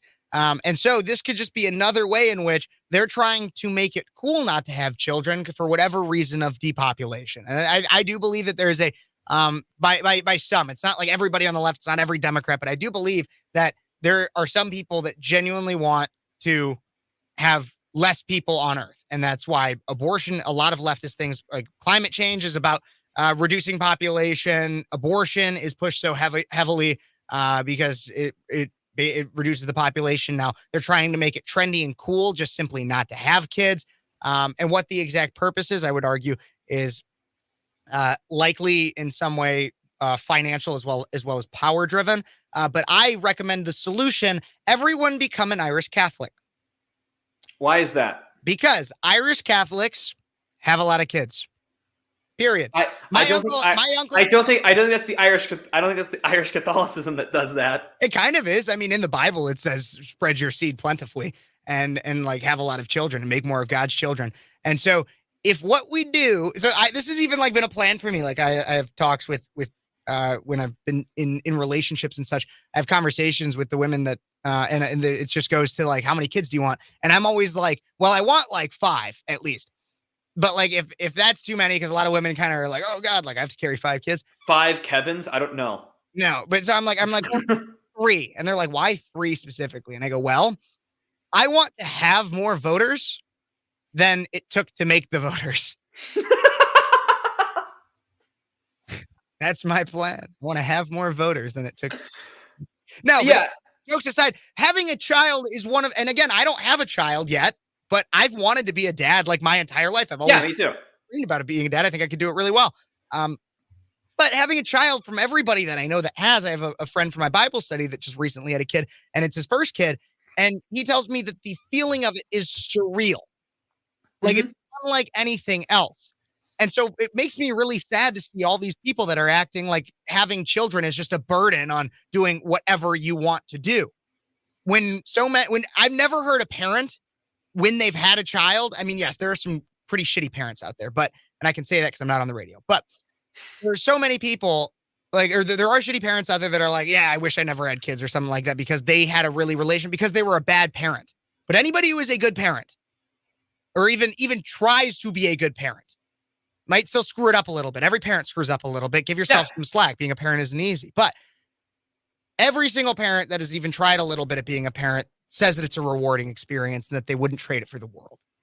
Yeah, I mean, and you're right. I mean, listen, I've always said I want to have kids. I want to have family. Like that. That's always been part of my goal in life, you know. And whether I, you know, and if I even if I can't physically have kids, I want to adopt. I want in some way want to have kids. I want to have a family. Absolutely. And keep going. No, and I think that, and you're right. I think what this comes down to is it's a trend. There's this trendiness, and there's this idea of, even earlier when I said, always be yourself. Look out for yourself. But that's taken too far to an idea of selfishness versus do what is best for you. Be selfish at times. There are definitely times you need to be selfish, but don't be a selfish person overall. And I think that is being selfish. And so being a dink is one thing. Being a dink is one thing. However, as we move from the top, or when we discuss the topic of family and everything and the rewarding ideology of it, I think what really pisses me off even more about this is dink wads. Because it's one thing to be a bad name. It's one thing to be a dink, but it's even worse to be a dink wad. And so we covered a little bit about what a dink wad is earlier. It's dual income, no kids with a dog. And so let's take a look at this one. Here's a dink wad bragging about being a dink wad. We're dink wads. We walk with our dog in a stroller, and everyone thinks she's a human child. We're dink wads. Our dog has more clothes than I do. We're dink wads. We're gonna have a bassinet next to our bed so our dog doesn't get lonely at night. We're dink wads. We're gonna spend thousands of dollars at the vet just to find out she's fine. We're dink wads. We're gonna have to buy more storage on our phone because we take too many pictures of our dog. We're dink wads. We take better care of our dog's health than our own. We're dink wads. Our dog is literally our child. No, it's not. Your dog is not literally your child. Right. A child is literally a child. Just like a man is literally a man, a woman is literally a woman. Oh, shit, wait. We argue about that nowadays, too.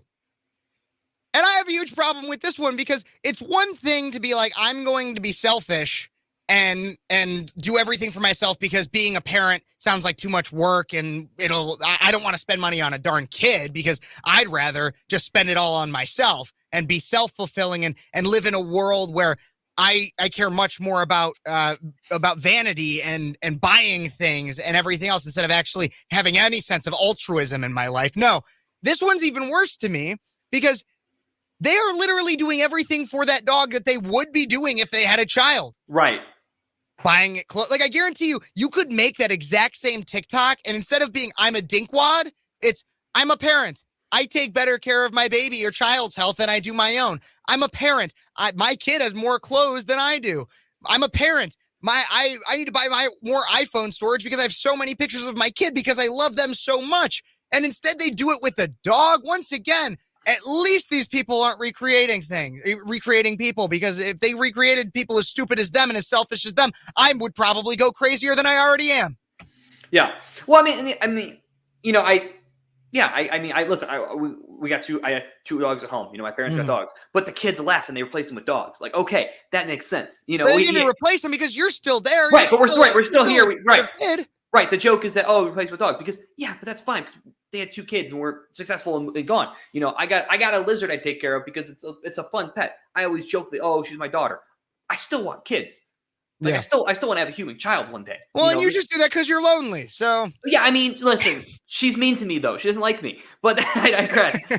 She's very mean to me. But no, but again, the whole point of it's good to have a dog. It's okay to have it. I think actually caring for a dog when you're a new couple might actually be good because it does teach a little bit of responsibility and shared compassion with a couple. But eventually, you want to have kids. Exactly. Don't don't say it's literally my child. Right. It's not. And I think any parent, if you went up to a parent and somebody who had both owned a dog at one point in their life and then became a parent and said, is having a dog similar to raising a child? Every parent would laugh in your face. Yeah. Every parent would laugh in your face. I am going to raise my child like a dog, though. They're going to sleep in a cage. I'm going to bring them to the vet because it'll be cheaper. No, I'm kidding. Fed boys watching. I'm kidding. Gotta eat out of a bowl. Exactly. But dry kibble. All in all, being a dink is being a dumbass, in my personal opinion. Being a dink is being a dumbass. And if you think that you're cool or something, or that you're like, great for you if you could travel to flippin' Italy whenever you want, why don't you, okay, final thought. One of the biggest things I cannot wait to have a kid for is to be able to show them all the things that I love in life and be able Oh my God. to have fun and go to different places and see the world again through the eyes of a child. Yeah. Like the same way that I would. Yeah. That No. because or as close to as I could as I ever could. So, and like as you guys know, I'm very philosophical, and so I feel like I would have so much like all these life lessons. I'd be able to help somebody that would be directly related to me live a better life. And not that I lived a bad life that I've been living a bad life or anything, Right. but live an even better life than I did. And I think that I would want to do that. Creating a legacy. Does nobody care about having a legacy anymore? No, well, they don't. And so, and I've learned that people don't. All people want is to live in the moment, get day to day. They don't care about their legacy. They don't care. I mean, and you're right. I mean, I think of the same thing. I was just talking about this yesterday. I was like, man, that's going to be me as a dad.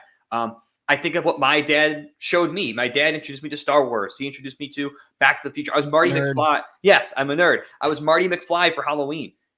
Because my dad showed me Back to the Future and I was a kid and I loved that movie. It's one of my favorite movies. I'm so grateful that he showed me it. Like I love that movie. I was one of the biggest Spider-Man fans in the world. I can't wait for my kid to experience that, and be able to share that with them. And again, relive that wonder through a kid's eyes. I agree. But I think the legacy part is a huge one. I want to be able to continue my legacy, and I'm not saying I'm going to have this big grand legacy. My legacy, I'm not saying I'm going to be like this big person, but I do have a legacy and I want to be able to pass it on. I want to be able to pass on what I've learned and what I've been able to share with others. Continue that, and I don't think people care about that anymore, unfortunately. And I think that's a sad thing for society. Absolutely. And I have some other stories I want to get to. But everybody, if you just tune in or anything, don't forget to like, subscribe, share, comment, all that fun stuff. Thank you for tuning in. I'm going to go through some comments. Then I have like 2 more stories that we can go through kind of quick, Josh, and then I'll get out of here because it's so long for me, but I'd like staying a little bit longer for the special today.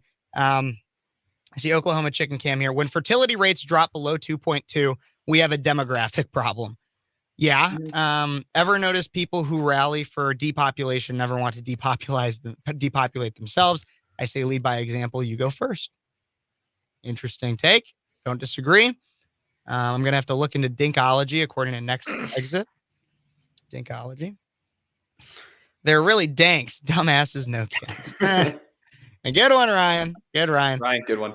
In terms of the dog thing, apparently Dumpy, who must be Demon Gorl's dog, would disagree. And that's a fun name. Dumpy. Fun name for a dog. I want to name a cat that I get Bucket. Bucket? Bucket. Yeah. Why? I just think it's a good name. Come here, Bucket. Bucket. Yep. Bucket the dog, or Bucket the cat, or dog. I could name a dog Bucket. I did see a TikTok. This might be fun to. A woman saw a human child named Oedipus.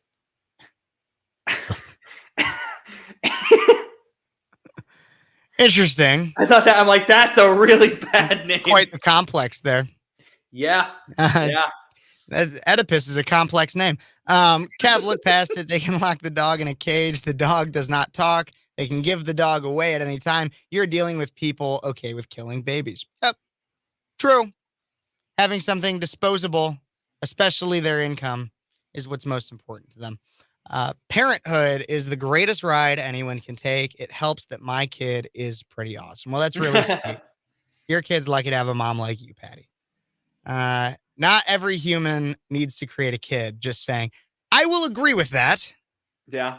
I will agree with that. However, I do think that if we lived in a perfect world, everyone would recognize not only the gift, but also the necessity to continue to have children. If we lived in a perfect world. Yep, exactly. But we don't live in a perfect world, of course.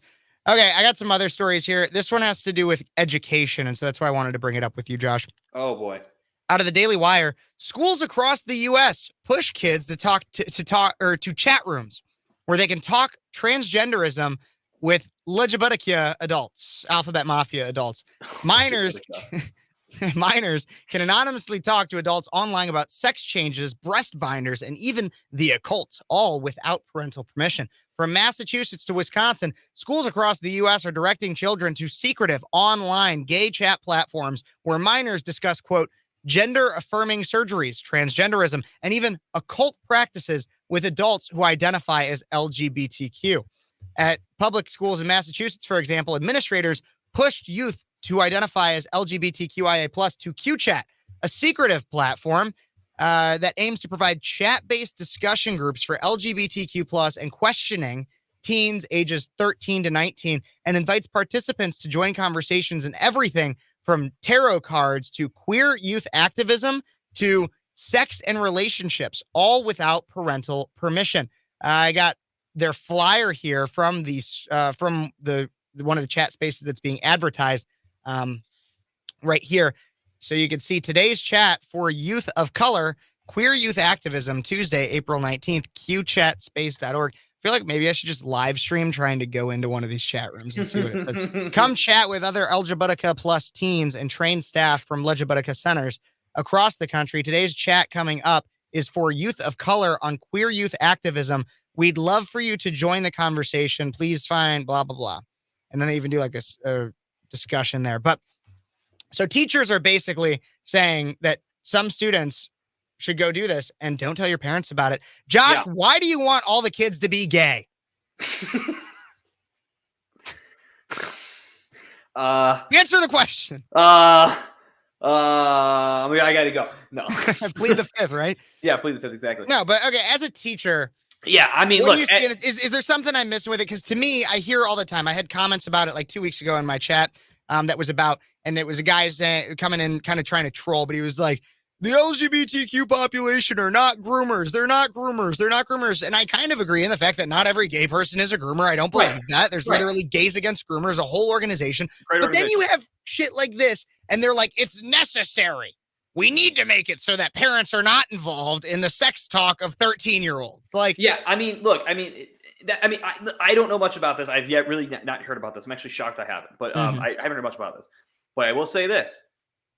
My job as a teacher is to not keep parents out of the loop. They are not my kid.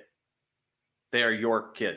I keep parents in the loop. That's the goal. I mean, and I don't mean, and look, I have a lot of problems with some things like that. You know, some schools require you have to email about grades. No, a parent should go checking grades. I shouldn't have to email you every time your kid gets an F. But I digress.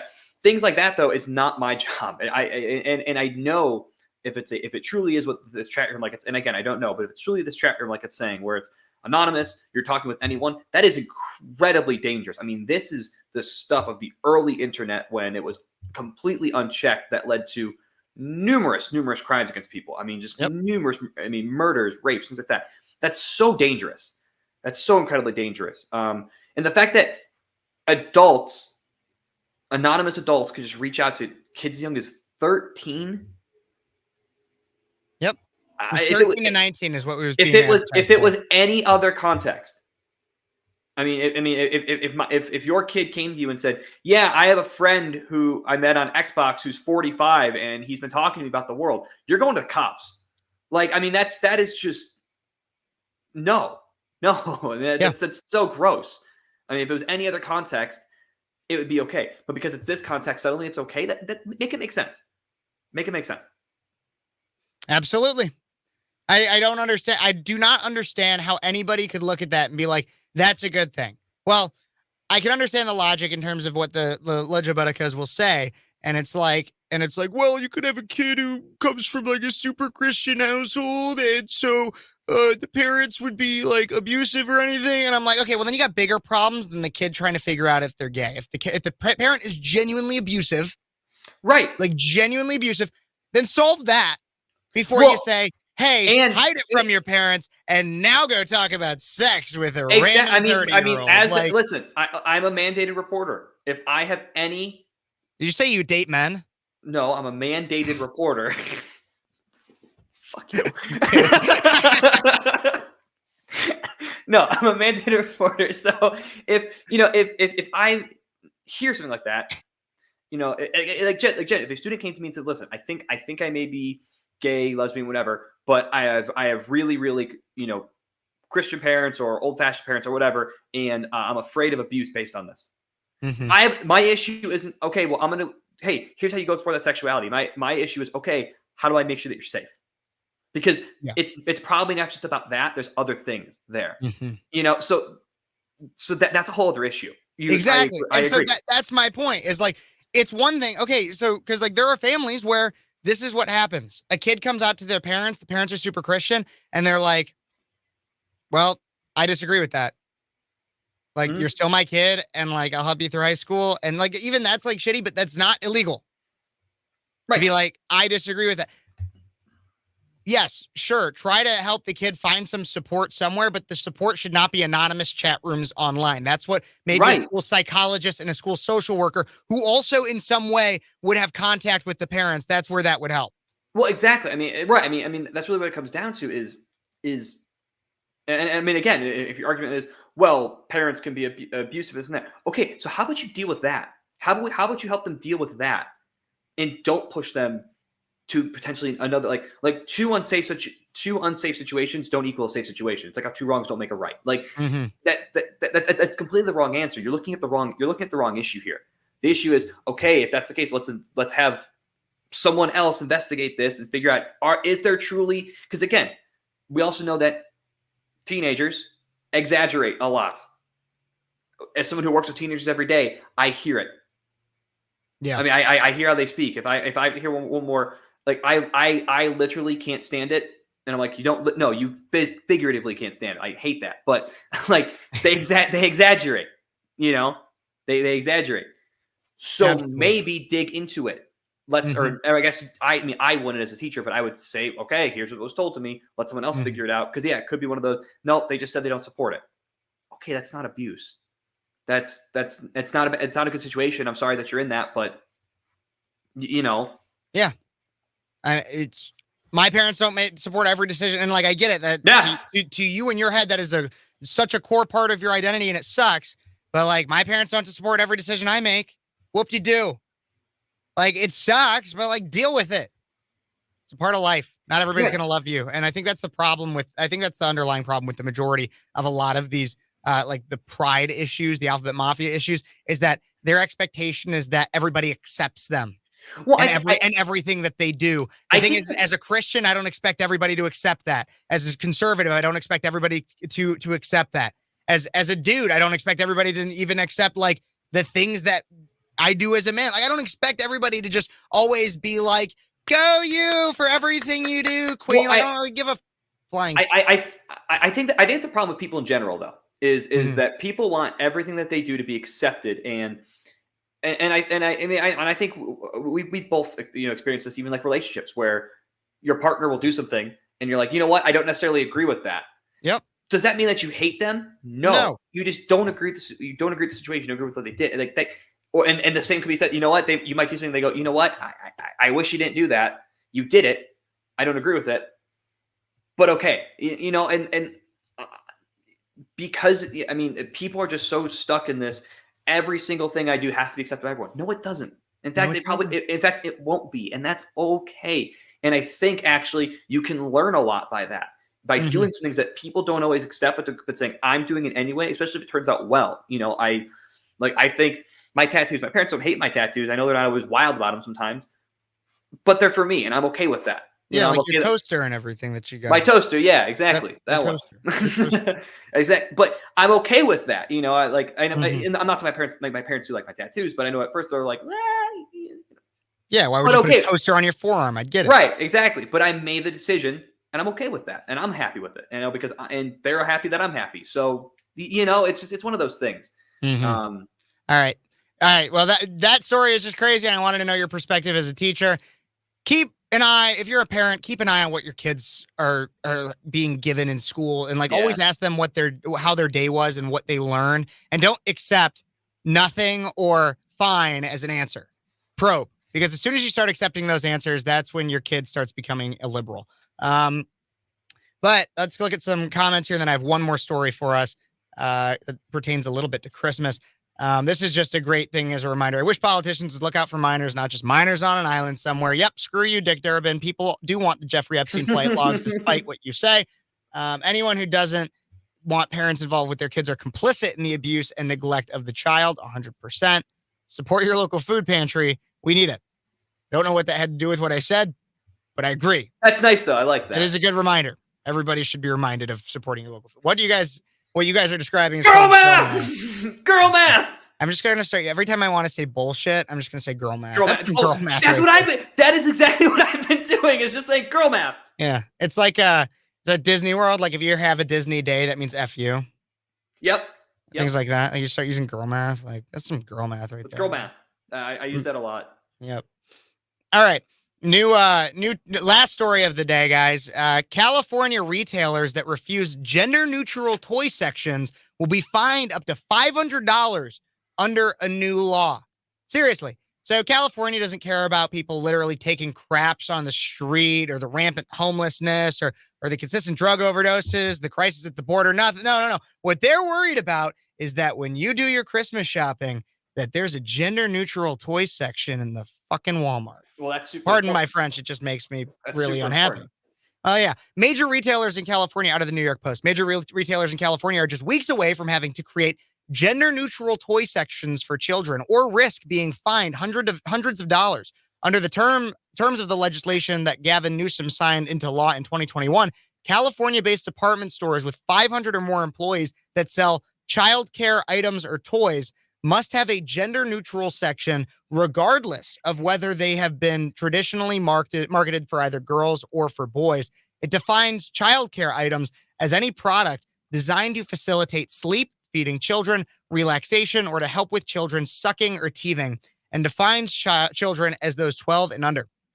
Any department store that fails to create a gender-neutral section could face a $250 fine for the first violation and a $500 fine for any subsequent violation.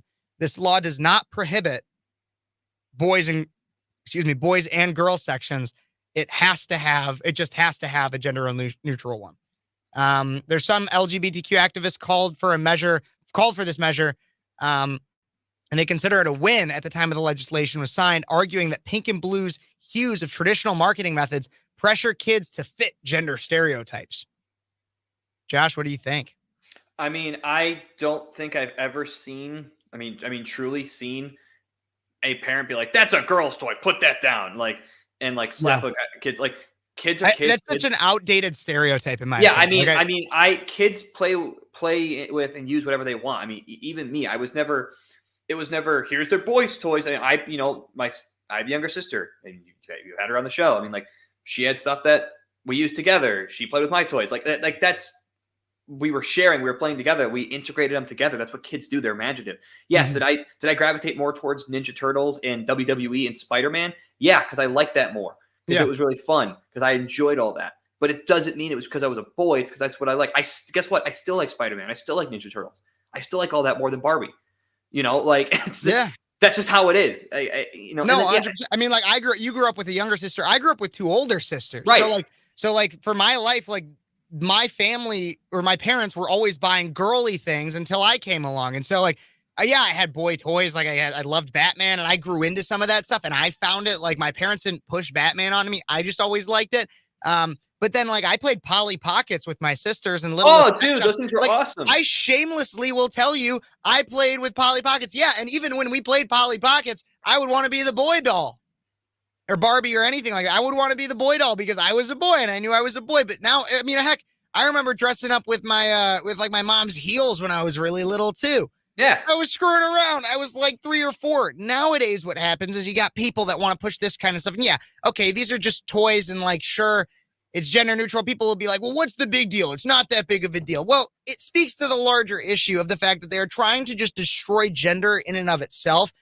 And again, like we just discussed, I've never seen anybody who's been when I do picture a dad that would like hit his son and be like, you can't play with that. It's a girl's toy. I picture like a guy literally in like stained sweatpants and like a wife beater with like a 40 in one hand and a cigarette in the other. Like I'm not picturing a good dad here. Like, I am picturing a bad dad doing that kind of stuff. Right. I mean, and also, I just think this is hilarious. So Gavin Newsom, and I know we talked about this a little bit on the debate stream, but like, just has this debate with Ron DeSantis and just completely loses, gets the floor wiped with him, talking about how bad the state is, how businesses are leaving because of these restrictions, and he goes, "I got an idea. Let's put another restriction on business." Like, how stupid? What level of cognitive dissonance must you possess? I mean, I think I know what level of cognitive dissonance he possesses. I've seen how he speaks, but like, that's so stupid. Like, you're gonna put more of these restrictions on these businesses. Yeah, you could even argue too that I would argue that in some ways that this is a partial violation of the First Amendment. Yeah, I would argue that. In the fact of its compelled speech. I mean, it is essentially compelling speech. It's saying that, or it's compelling messaging at least. Like, you have to say this. You have to have a gender neutral section. Well, if I offer a boys and a girls section, then you could go to either. Like, you are compelled, because the thing is you can still offer all the same products, and likely they will. It's not like they're saying you have to have any kind of new product. It's just saying you have to have a section. So they are compelling messaging. And thus, I believe this would be a First Amendment violation. I mean, and and the difference is too. I think of like when Target was being boycotted.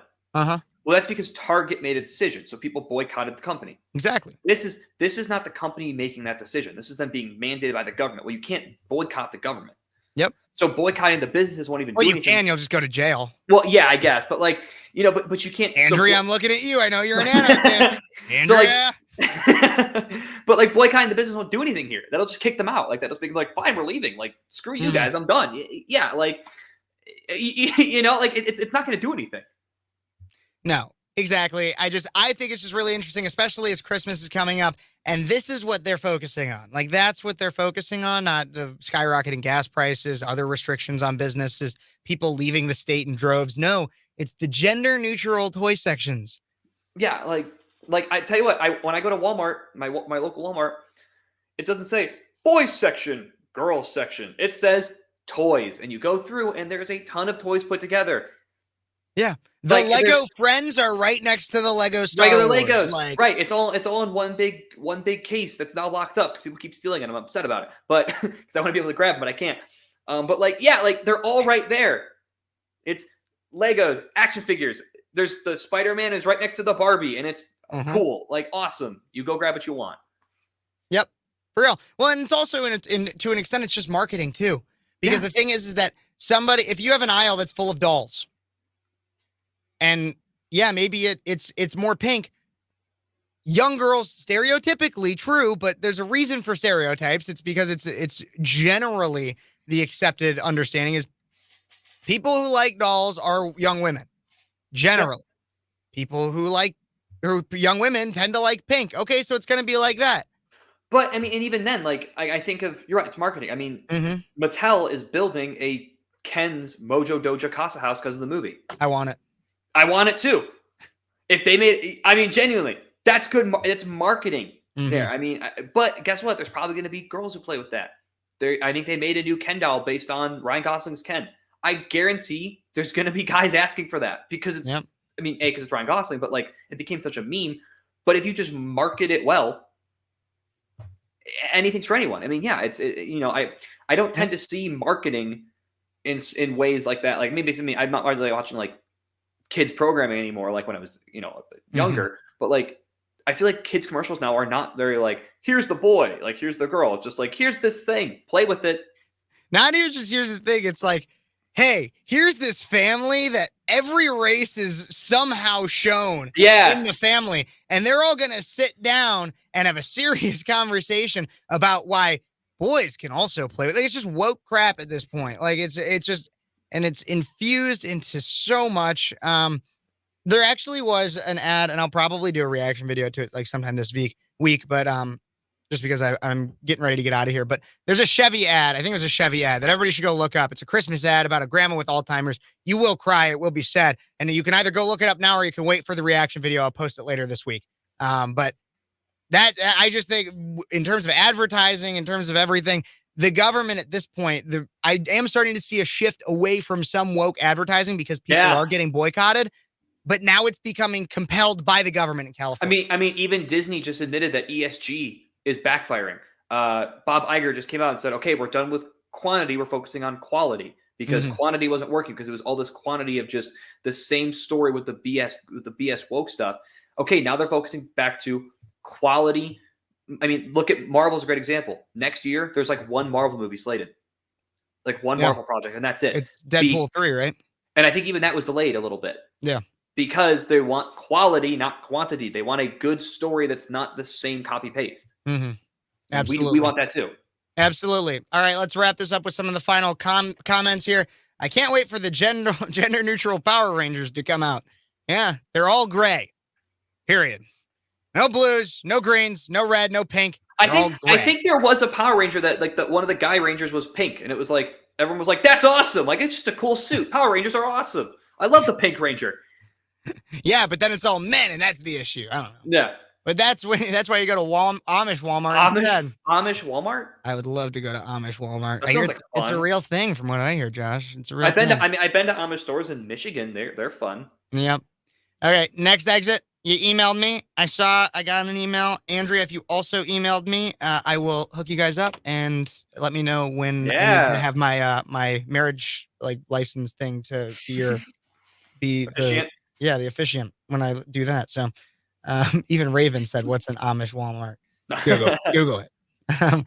Can't wait for them to bypass this with gender neutral socks. Okay, man, it's what they voted for. I think it's time to build a wall around California. I would love that. But who would build the wall? If you don't like the government, Andrea, who would build the wall? Listen, as a Nevadan, and I can say I'm a Nevadan now, I'm all for it. I don't like that. What, Nevadan? Nevadan. Makes it sounds like the Walmart $1 bin of Aladdin that was actually produced by like some Christian studio. You also I learned, don't say Nevada. They will kill you. Nevada? It's Nevada. I go to Nevada. No, yeah, you say that. That sounds weird. Yeah, it sounds weird. I don't like it. I'm back 3 minutes behind. Awesome. That's right, Kev. You 100% should boycott the government. Andrea, I love you. That's communism when the government takes over. Kind of a little bit like I hate to be like everything's communism, but like it is like it definitely has communist elements. Foam earplugs came in. I think I have everything for the pistol class next week. Awesome. Nice. Good for you. Escape from LA, need an update. Escape from California needs an update. People who think just like me. That's who will build the wall. Okay, everybody. Josh, any final thoughts? No, I mean, no, this was fun. I love doing this little bit of just reaction stuff with you. It's always a good time. Absolutely. Well, thank you, Josh, for joining me. I'm gonna kind of close this up a little bit. Okay. Yeah, buddy. Awesome. Everybody, thank you so much for joining me in what has been an amazing it's only been about 10 months here in studio for YouTube, but it's been an amazing 2.5 years that I've hosted this show on Cities 92.9. Like I said, the show will still continue on the radio, just in pre-recorded content. Thank you for sticking around after today for me. Definitely an emotional day, a lot of reflection, and I hope you got something out of it. I really, really do appreciate each and every one of you. I want to stress as I'm moving home, if there's any way that you could support the show through my Cash App or Venmo that's been consistently going across the screen at the bottom, that would help it so that I can put even more time, effort, energy, as well as equipment into the show and bring you guys even more content throughout my weeks as I move home. I'd really, really appreciate it. But stick with me. Don't forget to like, subscribe, comment, and share. While I might be done doing live streams on the radio, we are still getting started. The best is yet to come. And just like I always say, and I will always mean, God bless you. God bless America. And until next week, or maybe later this week, you've been watching Speechless. Thank you.